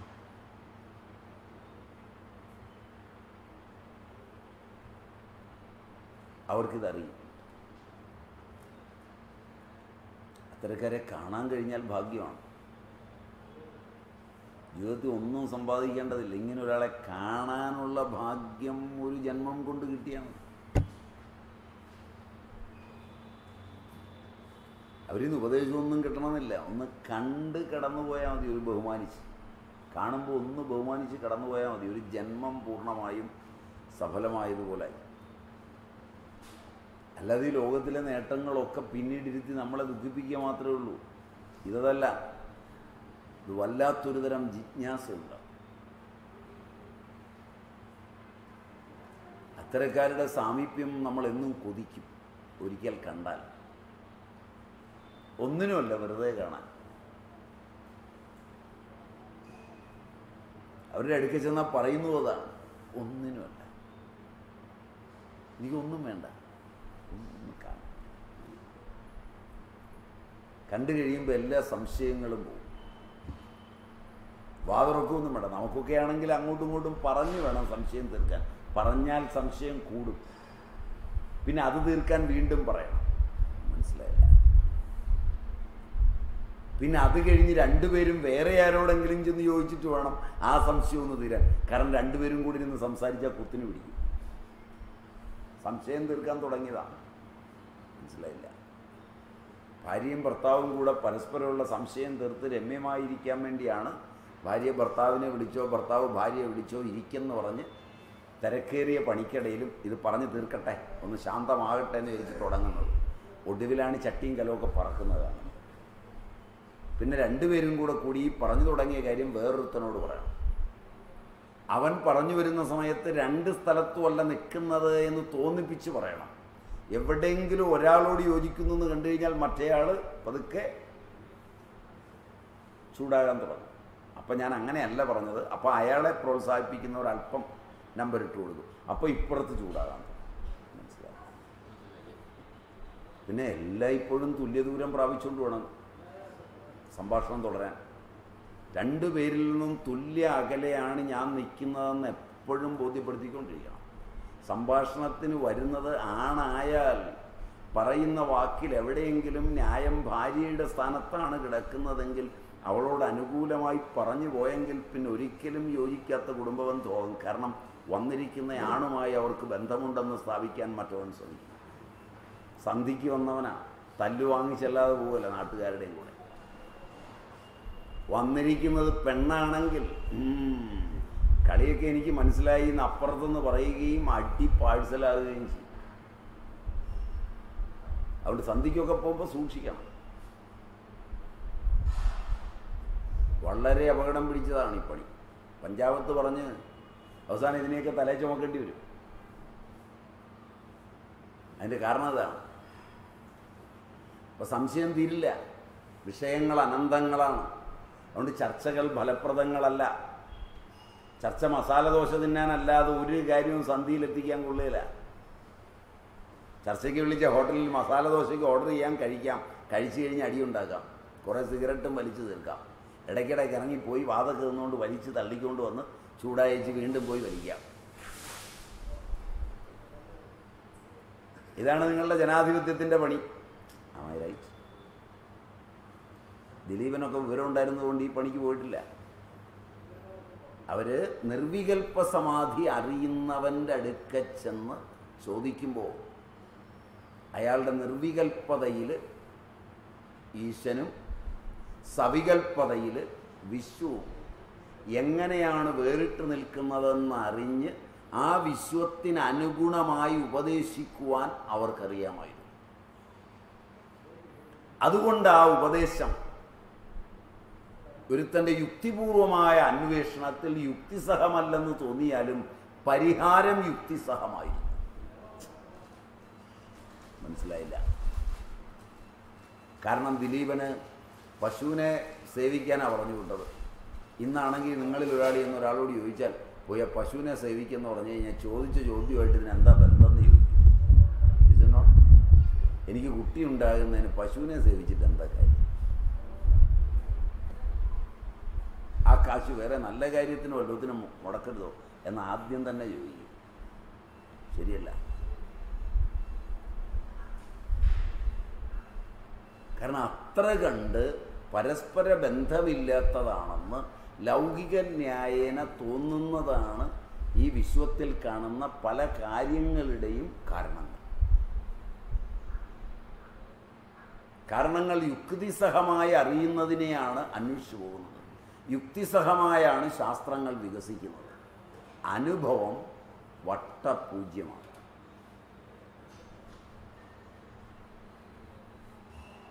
സമ്മതിക്കുമോ? സമ്മതിക്കുമോ? സമ്മതിക്കുമോ?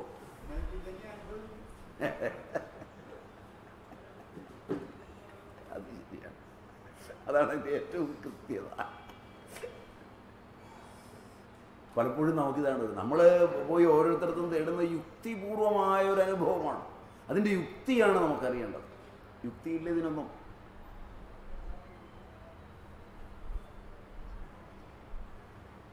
ഈ പ്രപഞ്ചം ഓടുന്നത് യുക്തിയിലല്ല.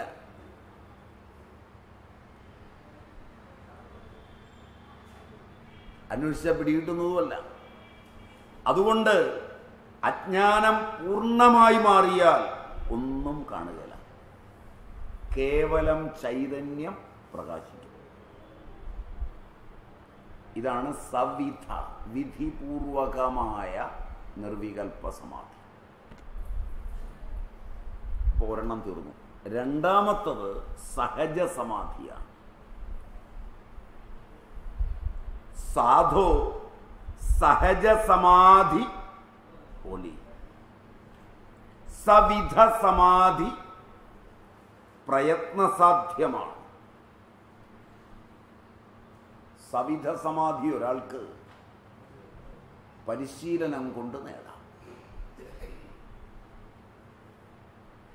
യമം, നിയമം, ആസനം, പ്രാണായാമം, പ്രത്യാഹാരം, ധാരണ, ധ്യാനം ഇവകളെ കൊണ്ട് സമാധി അനുഭവത്തിലെത്തും. അത് സവിധ സമാധിയുടെ നിലയാണ്. അത് പ്രയത്നസാധ്യമാണ്. ആദ്യം നല്ല പ്രയത്നം ചെയ്യണം. യമൊന്നും എളുപ്പമൊന്നുമല്ല, പറയാനേ എളുപ്പമാവുള്ളൂ. നിയമവും എളുപ്പമല്ല. ഒരു ദിവസം മുഴുവൻ സത്യം പറയാനെന്ന് തീരുമാനിച്ചു. ഒരു ദിവസത്തെ, ഒരുപാട് ദിവസമൊന്നും സത്യം പറയാൻ.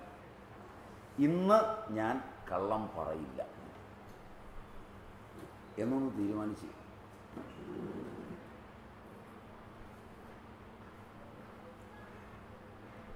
തീരുമാനം എടുത്ത അടുത്ത നിമിഷം ഭാര്യ ഒരു ചോദ്യം ചോദിക്കുമെന്ന് കള്ളം പറയേണ്ടി.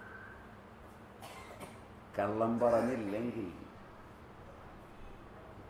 സ്വസ്ഥത പോവും. സത്യമേ പറയൂ എന്ന് തീരുമാനിച്ചു നോക്കി. തീരുമാനം എടുത്തപ്പോഴാണ് അച്ഛൻ വിളിച്ചൊരു കാര്യം ചോദിക്കും. സത്യം പറഞ്ഞു പോയാൽ അമ്മ തല്ലു വാങ്ങി.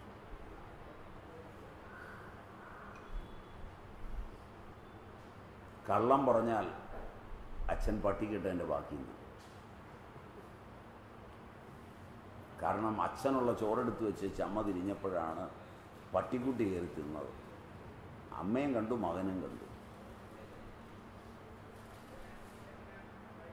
പട്ടി നിന്ന ഭാഗത്തേക്ക് ബാക്കി ചോറെല്ലാം കൂടെ തട്ടിയിട്ടെല്ലാം കൃത്യമാക്കി പട്ടി തിന്നാത്തതുപോലെ ആക്കി പാത്രത്തിൻ്റെ അരികൊക്കെ വെള്ളം കൈമുക്കി തുടച്ച് വളരെ കൃത്യമായി അടച്ചു വെച്ചിട്ട് അച്ഛന് കൊടുക്കാൻ അമ്മ തീരുമാനിച്ചു. അല്ലാതെ എന്ത് ചെയ്യാൻ പറ്റും? ഇനി ഉണ്ടാക്കാൻ പറ്റും.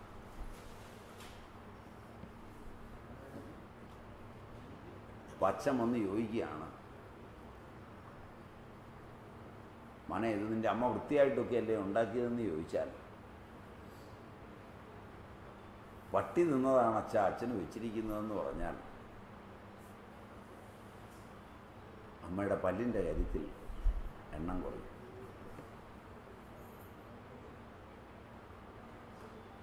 ഇത് വളരെ ശുചിയായി അമ്മ ഉണ്ടാക്കിയതാണെന്ന് പറഞ്ഞാൽ അച്ഛൻ പട്ടി തിന്നതിൻ്റെ ബാക്കി തിന്നിരുന്നു.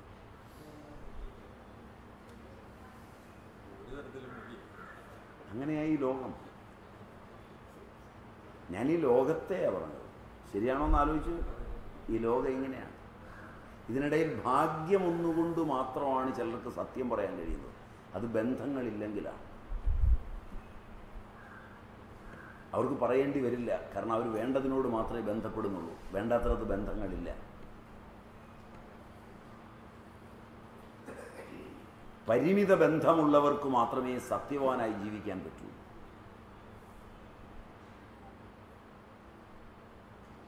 എത്ര വിപുലമായ ബന്ധമുണ്ടോ അവിടെ സത്യം ഹിതമാണ്. വ്യാസൻ അതുകൊണ്ട് മഹാഭാരതത്തിൽ പ്രപഞ്ചഗതിയെ മനസ്സിലാക്കിയിട്ട് സത്യമെന്നതിന് നിർവചനം കൊടുത്തിരിക്കുന്നത് ഹിതമെന്ന് മാത്രമാണ്. ഇന്ദ്രിയങ്ങൾ കാണുന്നത് സത്യമല്ല. സത്യം ഹിതം മാത്രമാണെന്നറിഞ്ഞ് ജീവിച്ചൊരു മഹാപുരുഷന്റെ കഥയാണ് വ്യാസൻ അവതരിപ്പിക്കുന്നത്. ഭാഗവതം 10ാം ദശകത്തിൽ ഒരിക്കലും സത്യം പറഞ്ഞിട്ടില്ലെന്ന് തോന്നുന്ന, എല്ലാം സത്യം മാത്രമായി പറഞ്ഞ, ഹിതമാണ് സത്യമെന്ന് ലോകത്തെ ബോധ്യപ്പെടുത്തിയ കൃഷ്ണന്റെ ജനനം മുതൽ സ്വർഗാരോഹണം വരെയുള്ള കഥ. അയാൾക്ക് സത്യം ഹിതം മാത്രമാണ്.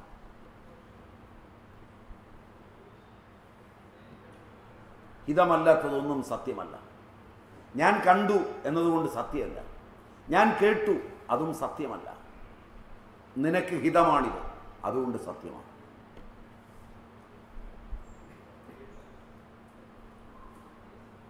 അങ്ങനെ ജീവിക്കണമെങ്കിൽ അവിടെയും പണിപ്പാടാം. അസ്തേയം. ഒരു വസ്തുവും സ്വന്തമാക്കാൻ ശ്രമിക്കാതെ കക്കാതെ ജീവിക്കാൻ പറ്റുമോ?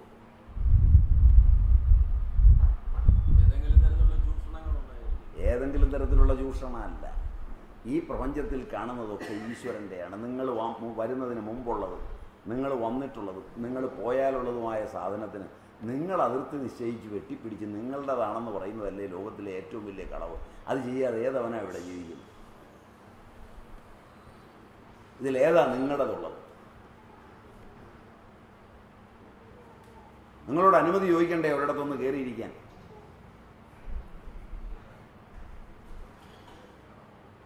നിങ്ങൾ വേലി കെട്ടിയ നിങ്ങളുടെ വീട്ടിനകത്ത് പോകട്ടെ, നിങ്ങളുടെ പഠിക്കൽ ആ വേലിക്ക് പുറത്ത് ഒരുത്തൻ നിന്ന് മൂത്രം ഒഴിച്ചാൽ നിങ്ങളോട് ചോദിക്കണ്ടേ? വഴിയാണെങ്കിലും എൻ്റെ പഠിക്കൽ, അതിൻ്റെ പഠിക്കലൊന്നൊരു വേലി കെട്ടണമെങ്കിൽ പുറമ്പോക്കാണെങ്കിലും നിങ്ങളുടെ അനുമതി വാങ്ങിക്കണ്ടേ? ചോദ്യം മനസ്സിലായില്ല? അപ്പൊ ലോകത്ത് കള്ളനല്ലാതെ ആരാവും?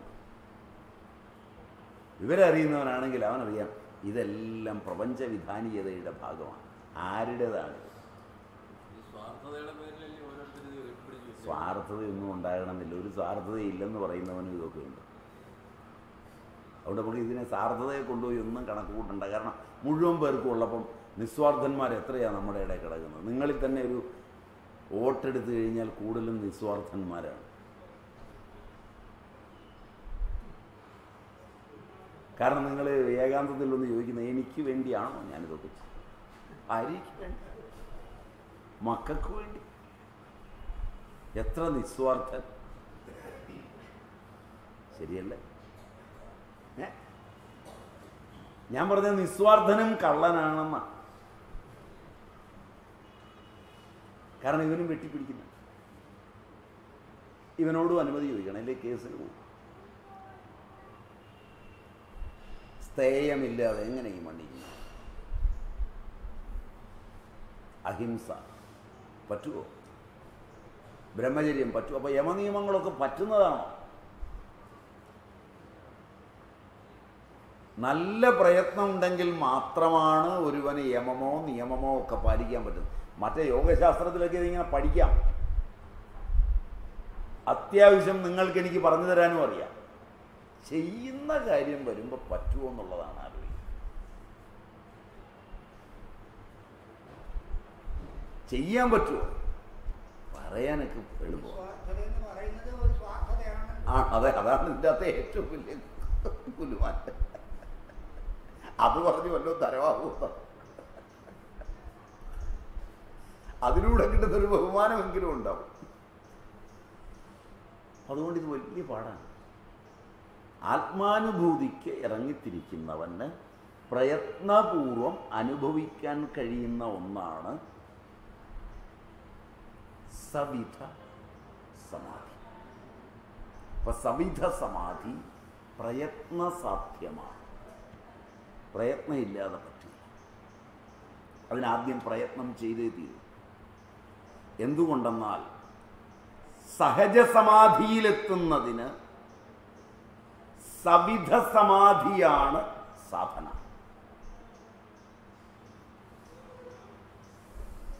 സമാധി രണ്ട്, സഹജം സവിധം.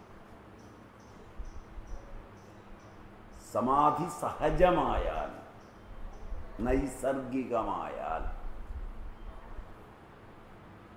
പ്രയത്നമില്ലാതായാൽ അതാണ് ഏറ്റവും നല്ല അനുഭവം. അത് പ്രയത്നം കൊണ്ട് സവിധ സമാധി നേടി ആ സാധനയിലൂടെ മാത്രമേ അവിടെ എത്തൂ എന്നാണ് പറയപ്പെടുന്നത്. അവിടെ സവിധ സമാധി സാധനയും സഹജ സമാധി അതിൻ്റെ സിദ്ധിയുമാണ്.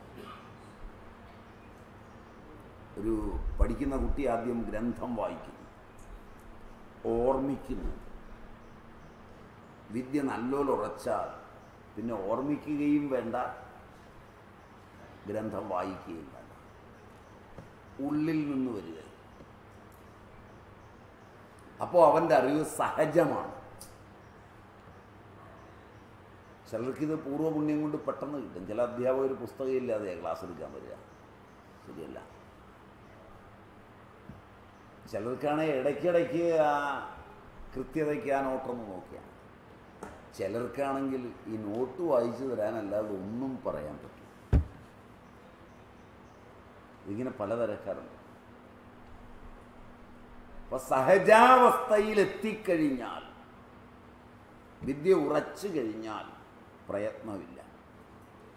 സഹജമായി മനസ്സിലാവുകയും സഹജമായി മനസ്സിലാക്കിക്കുകയും ചെയ്യുന്നു. അവിടെയാണ് ബന്ധങ്ങളുണ്ടാകുന്നത്, ആത്മബന്ധങ്ങളുണ്ടാകുന്നത്, വെറും ബന്ധമല്ല. അവിടെയാണ് ഗുരുശിഷ്യ പാരസ്പര്യമൊക്കെ ഉണ്ടാകുന്നത്. സഹജമായി അറിഞ്ഞവൻ സഹജമായി അറിയിക്കുന്നു.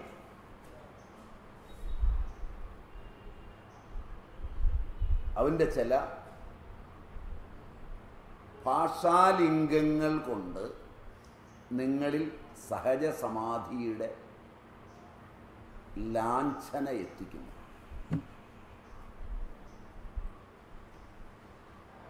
ഗുരുക്കന്മാർ അതുകൊണ്ടാണ് സ്പർശദീക്ഷയും മറ്റും നൽകുന്നത്. പഴയ ആളുകൾ ഇപ്പോൾ അതൊക്കെ ഒരു ചടങ്ങ് മാത്രമാണ്. എഴുന്നേറ്റ് പോരുമ്പോൾ രണ്ടുപേരും ഒരുപോലെ, മറ്റതങ്ങനെയല്ല.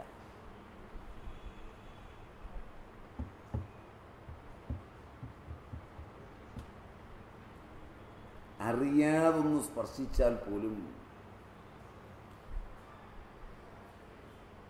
1000 സൂര്യനെ കണ്ടതുപോലുള്ളൊരു അറിവുള്ളിലുണ്ട്.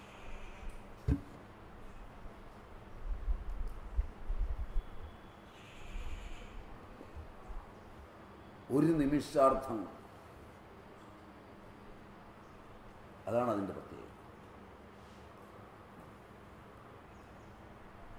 എന്താണ് അറിഞ്ഞതെന്ന് പറയാൻ കഴിഞ്ഞില്ലെങ്കിലും എന്തോ അറിയാം എന്നു വരുന്ന നില പോലും ചിലപ്പോൾ. അതുകൊണ്ട് സഹജമായിരിക്കണം അറിയും. അതുപോലെ സവിധ സമാധി അനുഷ്ഠിച്ച് അതിൻ്റെ സാരം കരഗതമാവുമ്പോൾ സഹജ സമാധിയിൽ എത്തുന്നു. അതിൽ സഹജ സമാധിയിൽ പത്മാസനവും വജ്രാസനവും ഒന്നുമില്ല. സവിധ സമാധിക്ക് ഇതൊക്കെ സാധനയാണ്. ഇങ്ങനെ പറയുമ്പോൾ നിങ്ങൾ തെറ്റി മനസ്സിലാക്കും. എന്നാൽ നമുക്ക് സഹജ സമാധി മതി. എന്നിട്ട് നിങ്ങൾ ഇതൊന്നും അനുഭവിക്കാതെ എന്ന് ആരെങ്കിലും പത്മാസനത്തിൽ ഇരിക്കുന്നവനെ കളിയാക്കുകയും ചെയ്യും. പിന്നെ ഈ ജന്മം ഈ സാധനം കിട്ടില്ല. നൈസർഗികമായി കിട്ടുന്നത് നേരത്തെ ഇത് ചെയ്തതിൻ്റെ ഫലമാണ്. അന്ധക്കരണം വിശുദ്ധമായവൻ്റെ ഉള്ളിൽ ഈശ്വരൻ വിളങ്ങുന്നത് അവൻ്റെ അന്ധക്കരണം വിശുദ്ധമാകാനുള്ള പണി പൂർവജന്മങ്ങളിൽ എവിടെയെങ്കിലും അവൻ ചെയ്തതുകൊണ്ടാണ്, ജനിച്ചവനാണെങ്കിൽ. അല്ലെങ്കിൽ ജന്മന, ആദ്യ ജന്മമായാൽ പോലും ജന്മന അവൻ്റെ അന്ധക്കരണത്തിലേക്ക് അശുദ്ധികളൊന്നും പടരാത്തതുകൊണ്ടാണ്.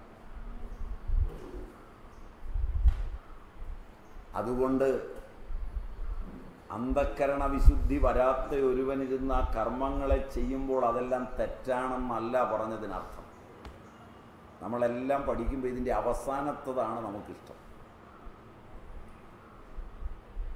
അതുകൊണ്ട് നമ്മൾ ഈ ഏറ്റവും ആദ്യത്തതിൽ നിന്ന് അതിൽ നിൽക്കുന്നതോ അതിനടുത്തതിൽ നിൽക്കുന്നവരോ ആയ ആളുകളെ കുറ്റം പറയലും കളിയാക്കലും യുക്തി ചോദിക്കലുമായി നമ്മളങ്ങ് മാറും. ഇത് പഠിക്കുമ്പോൾ അത് എന്നിൽ നിന്ന് പഠിച്ചിട്ട് പോയിട്ടാകരുത്. അതിൻ്റെ പാപത്തിൻ്റെ ഒരു അംശം എനിക്കൂടെ വരും. അതുകൊണ്ട് പറഞ്ഞു തരികയാണ്. പറഞ്ഞു തന്നു കഴിഞ്ഞാൽ പിന്നെ മുഴുവൻ പാപമൊന്നും കൈ എനിക്കില്ല. പഠിപ്പിക്കുമ്പോൾ അങ്ങനൊരു വലിയ കുഴപ്പമുണ്ട്. ഇത് നിങ്ങൾ പല തലങ്ങളിലുള്ള ആളുകളായിരുന്നു പഠിക്കുന്നത്. ഭാരതീയ ചിന്തയെല്ലാം സമഗ്രമാണ്, ഒന്നും ഒന്നിനെതിരല്ല. ഒരു കാര്യത്തിൻ്റെ മാഹാത്മ്യം പറയുന്നത് മറ്റൊരു കാര്യം തെറ്റാണെന്ന് സ്ഥാപിക്കാനല്ല. അങ്ങനെ മനസ്സിലാക്കണം. മാഹാത്മ്യം ഒന്നിൻ്റെ പറയുന്നത് അതിൽ ശ്രദ്ധ കേന്ദ്രീകരിക്കാനാണ്.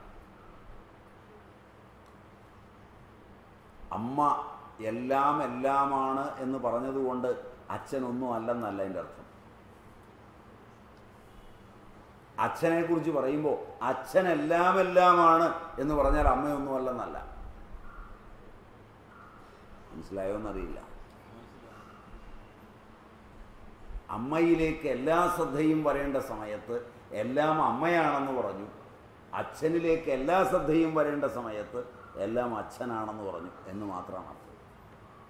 അന്ധക്കരണ വിശുദ്ധിയെ വേണ്ടുന്നിടത്ത് ക്രിയാനുഷ്ഠാനങ്ങളെല്ലാമാണ് സത്യമെന്ന് അന്നേരം പറഞ്ഞു.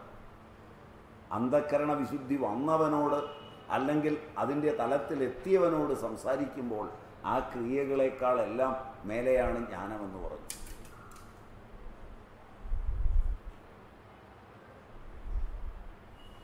അതുകൊണ്ട് അതിന് തലത്തിൽ മനസ്സിലാക്കിയില്ലെങ്കിൽ, സാമ്പ്രദായികമായി മനസ്സിലാക്കിയില്ലെങ്കിൽ ഒരു ജന്മം മുഴുവൻ പോകും.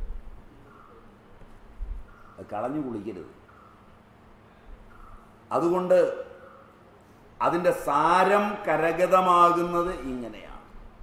അതിൽ പത്മാസനമോ പ്രാണായാമാദികളോ ഒന്നുമില്ല. എന്നാൽ പ്രത്യേക വസ്തുവിൽ അധിഷ്ഠാനമായ ബ്രഹ്മദർശനം ഉണ്ടാകുന്നു സഹജമായി. ഓരോന്നിലും ബ്രഹ്മദർശനമാണ് ഉളവാകുന്നത്. വൈദ്യശാസ്ത്രത്തിൽ ഇതിനൊരു ഉദാഹരണമാണ്. വൈദ്യന്മാർ പഠിക്കുമ്പോൾ ഓരോ മരുന്നിൻ്റെയും ഗുണം പഠിക്കും, രസം പഠിക്കും, വീര്യം പഠിക്കും, വിഭാഗം പഠിക്കും. രോഗി വരുന്നതിന് മുമ്പ് ഇതൊക്കെ പഠിച്ച് ഹൃദിസ്ഥമാക്കി വെച്ചിട്ടുണ്ടാവണം.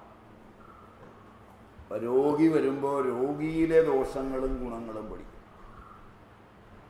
ഗുണം ഗുണത്തിൽ വർത്തിക്കുമെന്നത്. അതുകൊണ്ട് ആ ഗുണവും ഈ സസ്യത്തിൻ്റെ ഗുണവും തിരിച്ചറിയുമ്പോൾ അതിൽ നിന്ന് ഒരെണ്ണം എടുത്ത് കൊടുക്കും.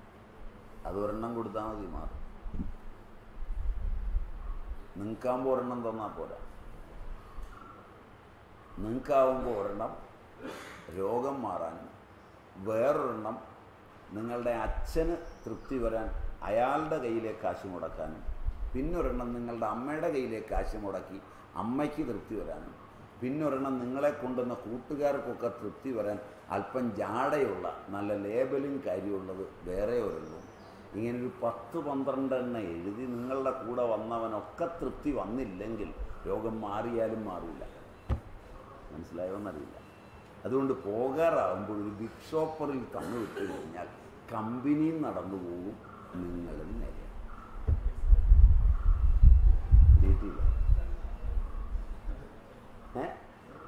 ഈ മാജിക്ക് അറിയാൻ മേലെങ്കിൽ വൈദ്യൻ ഔട്ട്.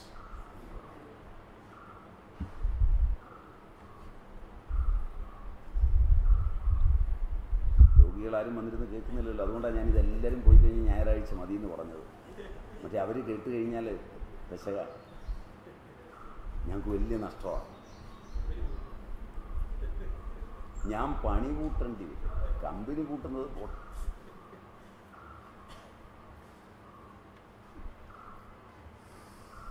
അതുകൊണ്ട് ലോകം എന്ന് പറയുന്നതിനെ കൊണ്ടുപോകണമെങ്കിൽ ഇതറിയണം. മറ്റത് ആ പഠിച്ചു കഴിഞ്ഞാൽ പിന്നെ ഇത് വളരെ എളുപ്പമാണ്. നിങ്ങൾ പഠിച്ചാലും എളുപ്പമാണ്. പഠിക്കണം, പ്രയത്നേന പഠിക്കണം. ആ ഓരോ മരുന്നിൻ്റെയും ഗുണങ്ങൾ ഓർത്തു വയ്ക്കണം. പഴയ കാലത്ത് ഇത് എളുപ്പമാണ്, ശ്ലോകമായിട്ടാണ്. അത് നമ്മുടെ കോശത്തിന് ശീലമുള്ളതായതുകൊണ്ട്, കവിതയ്ക്കൊരു അനുശീലനം പണ്ടുള്ള ആളുകളുടെ ഹൃദയത്തിനുള്ളത് കൊണ്ട് ഇത് കൃത്യമായി ഒഴുകും. ഇന്ന് അങ്ങനെ പഠിക്കാൻ അറിയില്ല. അതുകൊണ്ട് ഗദ്യത്തിൽ വായിച്ചാൽ വായിച്ചു കഴിയുമ്പോഴേക്ക് മറക്കുകയും ചെയ്യും. ഗദ്യം നമ്മുടെ കോശത്തിന് പ്രിയമുള്ള ഒന്നല്ല. അതുകൊണ്ടാണ് പഠിക്കുന്ന കാലത്ത് പഠിക്കുന്നതൊക്കെ മറക്കുകയും സിനിമാ പാട്ട് ഓർത്തിരിക്കുകയും ചെയ്യും. മനസ്സിലായില്ല? പിന്നെ അവിടെ ഇരുന്ന് ഫിസിക്സും കെമിസ്ട്രിയും ഒക്കെ പഠിച്ചിട്ട് ഒരു വരി ഓർമ്മയുണ്ടോ? നേരെ വിളിച്ച് അവിടെ നിന്ന് ഇറങ്ങിയാൽ ആ ക്ലാസ്സിൽ നിന്ന് ഇറങ്ങുമ്പോഴും ക്ലാസ്സിലിരിക്കുമ്പോഴും അയ്യടി രാഖമ്മ എന്ന് പറഞ്ഞ് പാടുന്നത് കൊണ്ടാണ്. അങ്ങനെയല്ലേ? അങ്ങനെ തന്നെയല്ലേ പാട്ട്? ആ, എത്ര എളുപ്പമാണ് അച്ഛൻ്റെ പുറത്ത് ഇറ്റലി ഉണ്ടെന്നൊക്കെ പാടാൻ. നേരെ മറിച്ച് ഒരു വരി ഫിസിക്സ് ഇങ്ങനെ കാണാൻ പഠിക്കാൻ പറ്റുമോ? നിങ്ങൾ ആലോചിച്ച് നോക്ക്. എത്ര കൊല്ലമാണ് പിള്ളേരെ പഠിപ്പിക്കുന്നത്. അതിന് കാരണം നമ്മുടെ കോശത്തിന് ആ ഭാഷ മനസ്സിലാവില്ല. കോശത്തിനൊരു ഛന്ദസ്സുണ്ട്. രക്തമൊഴുകുന്നത് ഒരു ഛന്ദസ്സിലാണ്. ആ ഒഴുക്കിനൊരു താളമുണ്ട്. അതുകൊണ്ടാണ് പലയിടത്തും കൊട്ടിയാൽ കണ്ടില്ലേ, രാവിലെ കൊട്ടി പോകുമ്പോഴത്തേക്ക് ഒരു പെണ്ണുമ്പിള്ള മറിയുന്ന കണ്ടില്ലേ? കണ്ടില്ല? നമ്മളാരും കണ്ടില്ല. അത് കിടന്ന് മറിയുന്നതിൻ്റെ കാരണം ആ രക്തത്തിലേക്ക് ആ താളം, ചെണ്ടയുടെ താളം രക്തത്തിൻ്റെ ഒഴുക്കിലേക്ക് കയറി പിടിച്ച് അനുനാദമുണ്ടാക്കി കഴിഞ്ഞാൽ നിങ്ങളും തുള്ളും. ഓച്ചിറ എല്ലാവരും തുള്ളും. പിന്നെ ഓച്ചിറയിലെ അവശ്യ സമുദായങ്ങളിലെ 13 കഴിഞ്ഞ് പെൺപിള്ളേരെല്ലാം തുള്ളും. പഴയ ആളുകളോട് ചോദിച്ചു നോക്ക്, വയസ്സായവരോട്. ആളുകൾ പോയിരിക്കും പ്രവചനം കേൾക്കാൻ. ആ സമയത്ത് അവർക്ക് അതീന്ദ്രിയ ജ്ഞാനമൊക്കെ ഇല്ല. അമ്പലത്തിനടുത്തൊക്കെ പോയി നോക്ക്. പണ്ട് ആ ഏരിയയിലൊക്കെ താമസിച്ചിരുന്നത് പറയ സമുദായങ്ങളാണെന്ന് തോന്നുന്നു. ഓച്ചിറക്കാരൻ ഓച്ചിറ ഉണ്ടായിരിക്കണ്ടേ?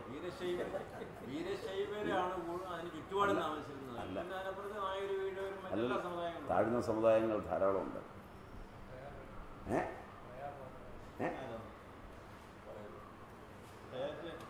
ഏതായാലും അവിടെ ഇനി അത് തർക്കിച്ച് നേരം കളയുന്നു. അവിടെ ഉണ്ടായിരുന്ന ആളുകളോട് പതുക്കെ നേരം കിട്ടുമ്പോൾ ഒക്കെ ഒന്ന് ചോദിക്കും. എന്നിട്ട് അതിൻ്റെ ഹിസ്റ്ററിയൊക്കെ ഒന്ന് പഠിച്ചു നോക്കും. അപ്പോൾ അറിയാം. കാരണം മനുഷ്യനിലേക്ക് ഈ സിരകളിലേക്ക് ഇത് കയറി. അത് കവിതയുടെ ഗുണമാണ്, ഛന്ദസ്സുള്ളതിൻ്റെയൊക്കെ ഗുണമാണ്.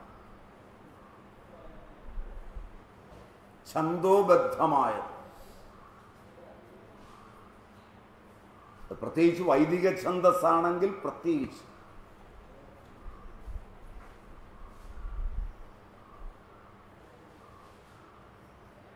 വീട്ടിൽ ആധുനിക സിനിമാ പാട്ടൊന്ന് പാടി നോക്കിയേ, കൊച്ചുറങ്ങുമെന്ന് നോക്കി.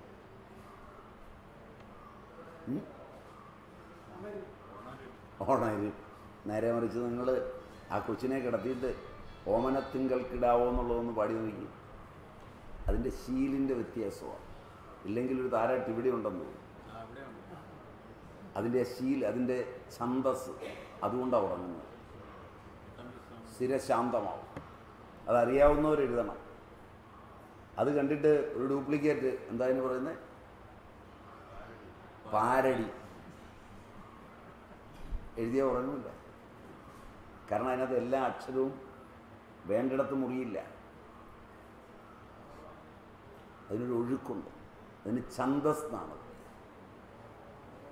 ഛന്ദോബദ്ധമായി സംസാരിക്കുന്നവർ ചിലരെ ഉറക്കണമെന്ന് തീരുമാനിച്ചാൽ അവർ പറയുമ്പോൾ ഉറങ്ങിപ്പോകും. കൃത്യമായി കണക്ക് കൂട്ടി ഉറക്കാൻ പറ്റുന്നതായി, ഉണർത്താൻ പറ്റുന്നതായി. അത് ഛന്ദസ്സിൻ്റെ പ്രത്യേകതയാണ്. അപ്പം അതുകൊണ്ട് സഹജമായി തീരുമാറി, പിന്നെ സഹജാവസ്ഥയിലെത്തുന്നു. അതുപോലെയാണ് സഹജ സമാധി. കേവലം സവിധ സമാധിയിലെത്തുന്ന യോഗികളെക്കുറിച്ച് വേദാന്തികൾ ചിരിക്കാറുണ്ട്. ഒരു യോഗിരാജ് ഒരിക്കൽ ഗംഗാതീരത്ത് താമസിച്ചു. അദ്ദേഹം ഗംഗാതീരത്ത് അടുപ്പുണ്ടാക്കി കഞ്ഞിക്കും കറിക്കുമൊക്കെ ഉള്ളത് അരിഞ്ഞ് അടുപ്പത്ത് വെച്ചു. അരി വേകുന്നതിന് സമയമാകുമല്ലോ എന്നോർത്ത് അതുവരെ സമാധിയിലിരിക്കാം. അദ്ദേഹം സമാധിയിലേക്ക് പോയി. ഏറെ നേരം കഴിഞ്ഞു. ഈ നേരം കൊണ്ടൊരു മഴയുണ്ട്. വെള്ളമൊഴുകി. സമാധിയിലാണ്ട യോഗിയും കഞ്ഞിയും ഒക്കെ ഒഴുകിപ്പോയി. ഏറെ നേരം ഒഴുകിക്കഴിഞ്ഞ് തീരത്തണഞ്ഞപ്പോൾ ആളുകൾ പിടിച്ച് കയറ്റി. അപ്പോൾ അദ്ദേഹം സമാധിയിൽ നിന്നുണർന്നു. നോക്കിയപ്പോൾ സർവത്ര വെള്ളം. കഞ്ഞി എവിടെ? അടുപ്പെവിടെ? അദ്ദേഹത്തിൻ്റെ ചോദ്യം കേട്ട് ആ ആളുകൾ ചോദിച്ചു, ഏത് കഞ്ഞി, ഏതടുപ്പ്? യോഗി പറഞ്ഞു, ഞാൻ അടുപ്പുണ്ടാക്കി കഞ്ഞിക്കരിയുമിട്ട് സമാധിയിൽ പ്രവേശിച്ചതാണ്. ജനങ്ങൾ പറഞ്ഞു, അല്ലയോ മഹാരാജ്, അങ്ങ് എത്ര ദൂരം ഒഴുക്കിൽപ്പെട്ട് ഒഴുകിയാണ് ഇവിടെ എത്തിയതെന്ന് ഞങ്ങൾക്ക് തന്നെ അറിയില്ല. പിന്നല്ലേ അങ്ങിട്ട കഞ്ഞിയും കറിയും ഒക്കെ. യോഗി ശരി ശരി എന്ന് പറഞ്ഞുകൊണ്ട് താല്പര്യം എന്താണെന്ന് വെച്ചാൽ, സവിധ സമാധി ഉണ്ടായാലും പൂർവ സംസ്കാരങ്ങളുണ്ട്. അതായത് കഞ്ഞിയും കറിയൊക്കെ ഓർമ്മ വന്നത് കൊണ്ടാണ് ഉണരുമ്പോൾ. അപൂർവ സംസ്കാരങ്ങൾ വിട്ടുപോകില്ല. അതുകൊണ്ട് ഹഠയോഗത്താലുണ്ടാകുന്ന സമാധി പര്യാപ്തമല്ല, രാജയോഗവും അനിവാര്യമാണ്. സഹജ സമാധി രാജയോഗമാണ്. എന്നാൽ ആത്മാരാമയോഗീന്ദ്രൻ പറയുന്നത് ഹഠയോഗമില്ലാതെ രാജയോഗമില്ലെന്നാണ്. ഇതൊക്കെ അറിയണം, അല്ലാതെ എവിടുന്നെങ്കിലും ഒരു വരി കേട്ടുകൊണ്ട് പോകരുത്. ആത്മാനന്ദ യതീന്ദ്രൻ ഉറപ്പിച്ചാണ് പറയുന്നത്, ഹഠയോഗം വിനാനൈവ രാജയോഗ പ്രസിദ്ധതി. ഉറപ്പിച്ച് അദ്ദേഹം പറഞ്ഞിട്ടുണ്ട്. അതുകൊണ്ട് പ്രഥമം ഹഠയോഗ സമാധി ആണെന്ന് അദ്ദേഹം പറഞ്ഞു, അതിന് നൽകി. രാജയോഗം എങ്ങനെ? പ്രാതിസ്വിക രൂപേണ ഈശാച്ഛാദനം കൊണ്ട് ഇതിൽ പ്രത്യേക വസ്തുവിൻ്റെ അദർശനമില്ല, കാണാതിരിക്കലില്ല. കണ്ടുകൊണ്ടിരിക്കുമ്പോഴും കാണുന്നില്ല, കാണുന്നുണ്ട്, കാണുന്നില്ല. നമ്മൾ മുമ്പ് പറഞ്ഞത് സമാധിയിലേക്ക് പോകുമ്പോൾ കാണുന്നില്ല, ഉണരുമ്പോൾ കാണുന്ന. രാജയോഗത്തിലെ വ്യതിയാനം കണ്ടുകൊണ്ടിരിക്കുമ്പോഴും കാണുന്നില്ല. അതെങ്ങനെ? കാരണം ഈശാവാസ്യം പഠിക്കുമ്പോൾ അനേക മാതൃക എഴുതിയെന്നെല്ലാം കൃതികളുണ്ടായിട്ടുണ്ട്. ഗീതയിൽ ഇതാണ് പറയുന്നത്, പശ്യൻ ജിഘ്രൻ കൃണ്വൻ സ്പൃശൻ ജിഘ്രൻ സ്വപൻ സ്വജൻ എല്ലാം ആയിരിക്കുമ്പോഴും ഒന്നുമല്ലാതിരിക്കും.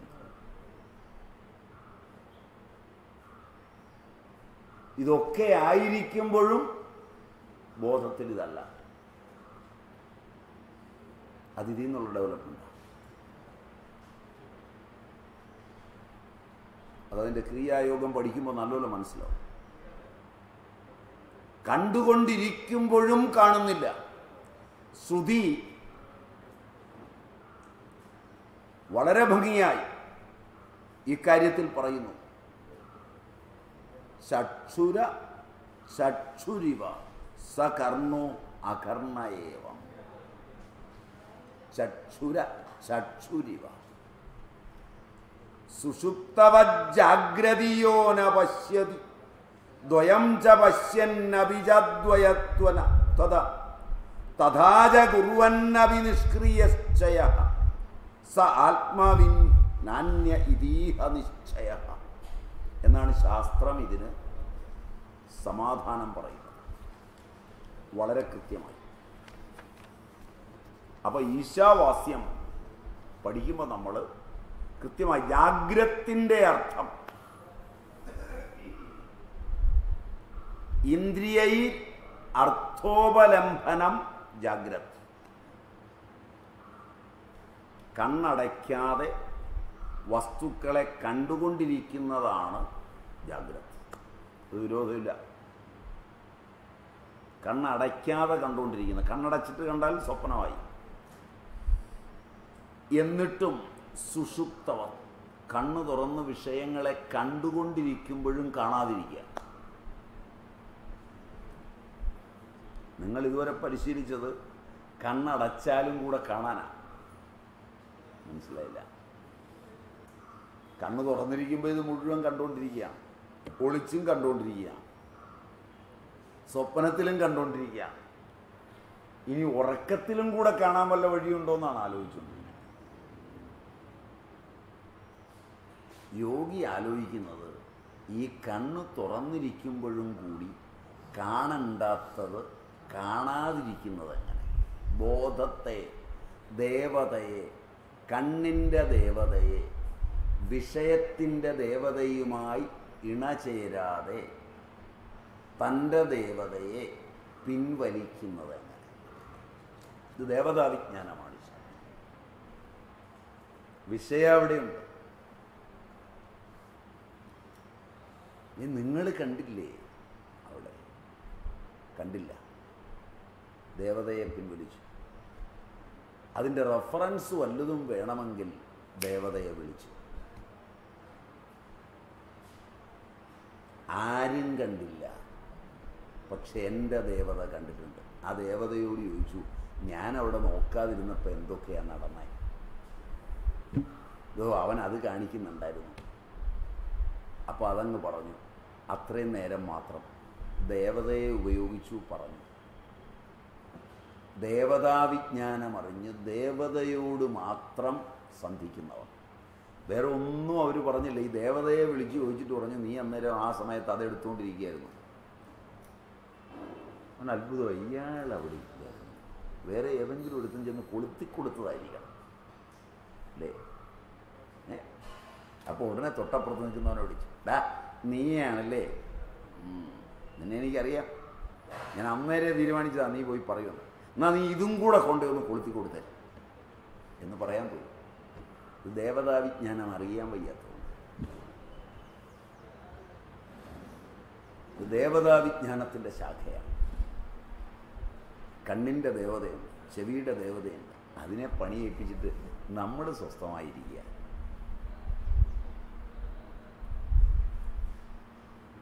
ആവശ്യമുള്ളപ്പോഴല്ലേ ഇതൊക്കെ അറിയേണ്ടതുള്ളൂ. ആവശ്യമില്ലാതെ ഇതൊക്കെ അറിഞ്ഞു വെക്കുന്നതുകൊണ്ടാണ് ഊർജം മുഴുവൻ പോകുന്നത്. ഒരു പണിയെടുക്കാൻ ഊർജം ഇല്ലാതാകുന്നത് ആവശ്യമില്ലാതെ ഇതൊക്കെ അറിയണം എന്നുള്ള ആഗ്രഹം കൊണ്ടാണ്. പഴയ ആളുകൾക്ക് ഈ ഉപാസന നന്നായി അറിയാം. ഇത് വളരെ വിപുലമായ വിഷയമാണെങ്കിലും സന്ദർഭം വന്നപ്പോൾ ഒന്ന് ഓർമ്മിപ്പിച്ചു എന്ന് കൂട്ടിയാൽ മതി. ഇന്ദ്രിയൈ അർത്ഥോപലംബനം ജാഗ്രത. അർത്ഥം വിഷയം, വിഷയം ഷിഞ്ഞ് ബന്ധനെ, അത് ബന്ധിക്കും. അടുത്തിരിക്കുന്നവനെ കൂട്ടിക്കെട്ടുന്ന സാധനമായി വിഷയം. അതുകൊണ്ടതിന് വിഷയം എന്ന് പറഞ്ഞാൽ വിശേഷേണ ബന്ധിക്കും. ആവശ്യമില്ലാതെ വിശേഷവിധിയായി ഓരോ കാര്യങ്ങൾ കൊണ്ട് ബന്ധിക്കും. വളരെ അപകടകാരിയാണ്. സമയം എന്തായി? ഇതൊക്കെയാണെങ്കിൽ 10 മിനിറ്റ് ഉണ്ട്, കുഴപ്പമില്ല. അപ്പോൾ ചിലർ ആ സമയത്തും സുഷുപ്തവത് ആണ്. ഇന്ദ്രിയങ്ങൾക്ക് മുമ്പിൽ അർത്ഥങ്ങൾ നിൽക്കുമ്പോഴും ഉറങ്ങിയവനെ പോലെ. ഒട്ടും ഊർജം പോവില്ല. അത് നോക്കിയാൽ അറിയാം. നമ്മളിരുന്നൊരു പണി ചെയ്തുകൊണ്ടിരിക്കുമ്പോഴായിരിക്കും അപ്പുറത്തൊരു ശബ്ദം കേൾക്കുന്നത്. ശബ്ദം ചെവി കേൾക്കുന്ന മാത്രയിൽ ഈ പണി അവിടെ നിർത്തും. കാരണം ഇനി ഊർജം ഇവിടെയില്ല. ഓടിച്ചെന്ന് അതെന്താണെന്ന് നോക്കാം. അവിടെ ചെന്ന് കണ്ണുകൊണ്ട് കണ്ടു ഇന്നത്. രണ്ടുപേരടിയുണ്ടാക്കിക്കൊണ്ടിരിക്കുകയാണ്. അതിലേതെങ്കിലും ഒന്നിനോട് നമുക്ക് പ്രിയം കാണും. അപ്പോൾ വിശേഷവിധിയായി അയാളിൽ ബന്ധിക്കും. കാര്യമൊന്നും അന്വേഷിക്കുന്നതിന് മുമ്പാണ്. തെറ്റ് മറ്റവൻ്റെ കയ്യിൽ അല്ല, ഇവൻ്റെ കയ്യിൽ തന്നെയായിരിക്കും. പക്ഷേ ഇവനോടാ ബന്ധം. ചാടിക്കേറി അങ്ങ് ബന്ധപ്പെടും. പിന്നെ ഇവന് വേണ്ടി വാദം തുടങ്ങും. അപ്പം നീ കണ്ടോന്ന് മറ്റവൻ ചോദിക്കും. അവസാനം അവനെ മാറ്റി നിർത്തി ഇവനും അവനുമായിട്ടാവും വഴി. ഇത് വളരെ ശ്രദ്ധിച്ചിട്ടില്ല. ഇങ്ങനെ ബന്ധിക്കുന്ന സാധനമാണ് വിഷയം. ഇത്ര പെട്ടെന്നാണെന്നറിയോ? വളരെ ക്ഷണനേരം കൊണ്ടാണ് ഈ പണിയെല്ലാം നടക്കുന്നത്. വിഷയങ്ങൾ ബന്ധിച്ച് ബന്ധിച്ച് ദേവതകൾ കൂട്ടിക്കെട്ടി കൂട്ടിക്കെട്ടി ജീവിതം വ്യർത്ഥമായി പോവുകയാണ്. എല്ലാ ഭാര്യയുടെയും എല്ലാ ഭർത്താവിൻ്റെയും എല്ലാ മക്കളുടെയും. രണ്ടുപേരും കൂടെ സുഖമായിട്ട് നിലാവുള്ള രാത്രിയിൽ സന്തോഷിക്കാൻ വേണ്ടി കയറിയതാ ടെറസിൻ്റെ മുകളിൽ. വളരെ കഷ്ടപ്പെട്ട ആ കട്ടിൽ പൊക്കി മോളിക്കൊണ്ടേറ്റ്. എന്നിട്ടായിരുന്നു വർത്തമാനം തുടങ്ങി. വർത്തമാനം തുടങ്ങിയപ്പോഴാണ് വഴിയെ ഒരുത്തൻ കുടിച്ചിട്ട് പോകുന്നതാണ്. കുടിയനെപ്പറ്റി ഭർത്താവ് ഒന്ന് പറഞ്ഞു കഴിഞ്ഞപ്പോഴാണ് തൻ്റെ സഹോദരനൊരു കുടിയനിട്ട് വെച്ചതാണെന്ന് തോന്നലുണ്ട്. പിന്നെ അതേന്ന് അങ്ങോട്ട് പിടിച്ചതാണ്. പിന്നെ ചന്ദ്രികാചർച്ചിതമായ രാത്രി കാളരാത്രിയായി. ശരിയല്ല? വിഷയബന്ധത്തിന് വേറെ കാര്യമൊന്നും വേണ്ട. ഇതിങ്ങനെ കയറി കയറി പോകും. നിങ്ങളിത് ജോലിയെടുക്കുന്നിടത്ത്, പണിയെടുക്കുന്നിടത്ത് വെറും വീൺവാക്കുകൾ മതി, അടിയാവും. വെള്ളം കുടിക്കാൻ സമ്മതിക്കില്ല. സകലതും താറുമാറാവും. ജീവിതം എവിടെ ചെന്നാലും മനുഷ്യൻ്റെത് ഇങ്ങനെ ആകുന്നതിന് മുഴുവൻ കാരണം വിഷയങ്ങളും ഇന്ദ്രിയങ്ങളും ഇന്ദ്രിയാധിദേവതകളും തമ്മിലുള്ള ബന്ധത്തിൻ്റെ വല്ലാത്ത ലോകങ്ങളാണ്. അതിനെ ചിലയിടത്ത് സുഷുപ്തവത് കൊണ്ടുപോകാൻ കഴിയുന്നവരുണ്ട്. മരുമരീചികയിൽ വെള്ളം കണ്ടുകൊണ്ടിരിക്കുന്ന പോലെ കാണുക. ആ വെള്ളം കുടിച്ച് ദാഹം തീർക്കാൻ പറ്റില്ല. മനസ്സിലായോന്നറിയില്ല. മരീചികയിലെ വെള്ളം കുടിച്ചെന്ന് വരെ ഒരു ജീവി പോലും ദാഹം തീർത്തിട്ടില്ല. അതുപോലെയാണ് കാണേണ്ടത്. ഇത് മരീചികയാണ് എന്ന് അറിവ് വന്നു കഴിഞ്ഞും വെള്ളം കാണുന്നത്. അത് മരീചികയാണ്, നല്ല ബോധ്യമുണ്ട്. പക്ഷേ നോക്കുമ്പോൾ വെള്ളം അവിടെ കാണാനുണ്ടാവും. അതുപോലെ അപ്പോൾ അവിടെ നിങ്ങൾ വെള്ളം കാണുന്നുണ്ടോ എന്ന് ചോദിച്ചാൽ പറയും, ഞാൻ ജലം കാണുന്നില്ല. വെള്ളമില്ലാത്തിടത്ത് എങ്ങനെ വെള്ളം കാണും? വെള്ളത്തിൻ്റെ പ്രതീതി കാണുന്നുണ്ടെന്ന് പറയും. മനസ്സിലായില്ല? അതുപോലെ ഈ ലോകത്തെ കാണാൻ കഴിയുമ്പോൾ, അപ്പോൾ വെള്ളം അതിനടുത്ത് മരീചികാസമാനമാണ്. എപ്രകാരമെന്നാൽ ദ്വയം പശ്യൻ അപി ന പശ്യതി. രണ്ടും കാണുന്നുണ്ട്. വെള്ളം മരീചികയാണെന്നത് രണ്ടും കാണുന്നു. എന്നാൽ അതുകൊണ്ട് തന്നെ ഒന്നും കാണുന്നില്ല.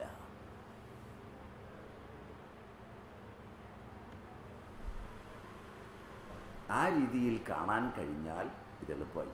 ബാക്കി നമുക്ക് അടുത്ത ക്ലാസ്സിലാകാം. ഇന്ന് അവസാനിപ്പിക്കാം. ഓം പൂർണ്ണമദ പൂർണ്ണമിദം പൂർണ്ണാത് പൂർണ്ണമുദച്യതേ പൂർണ്ണസ്യ പൂർണ്ണമാദായ പൂർണ്ണമേവാവശിഷ്യതേ. ഓം ശാന്തി ശാന്തി ശാന്തി. ഹരി ഓം.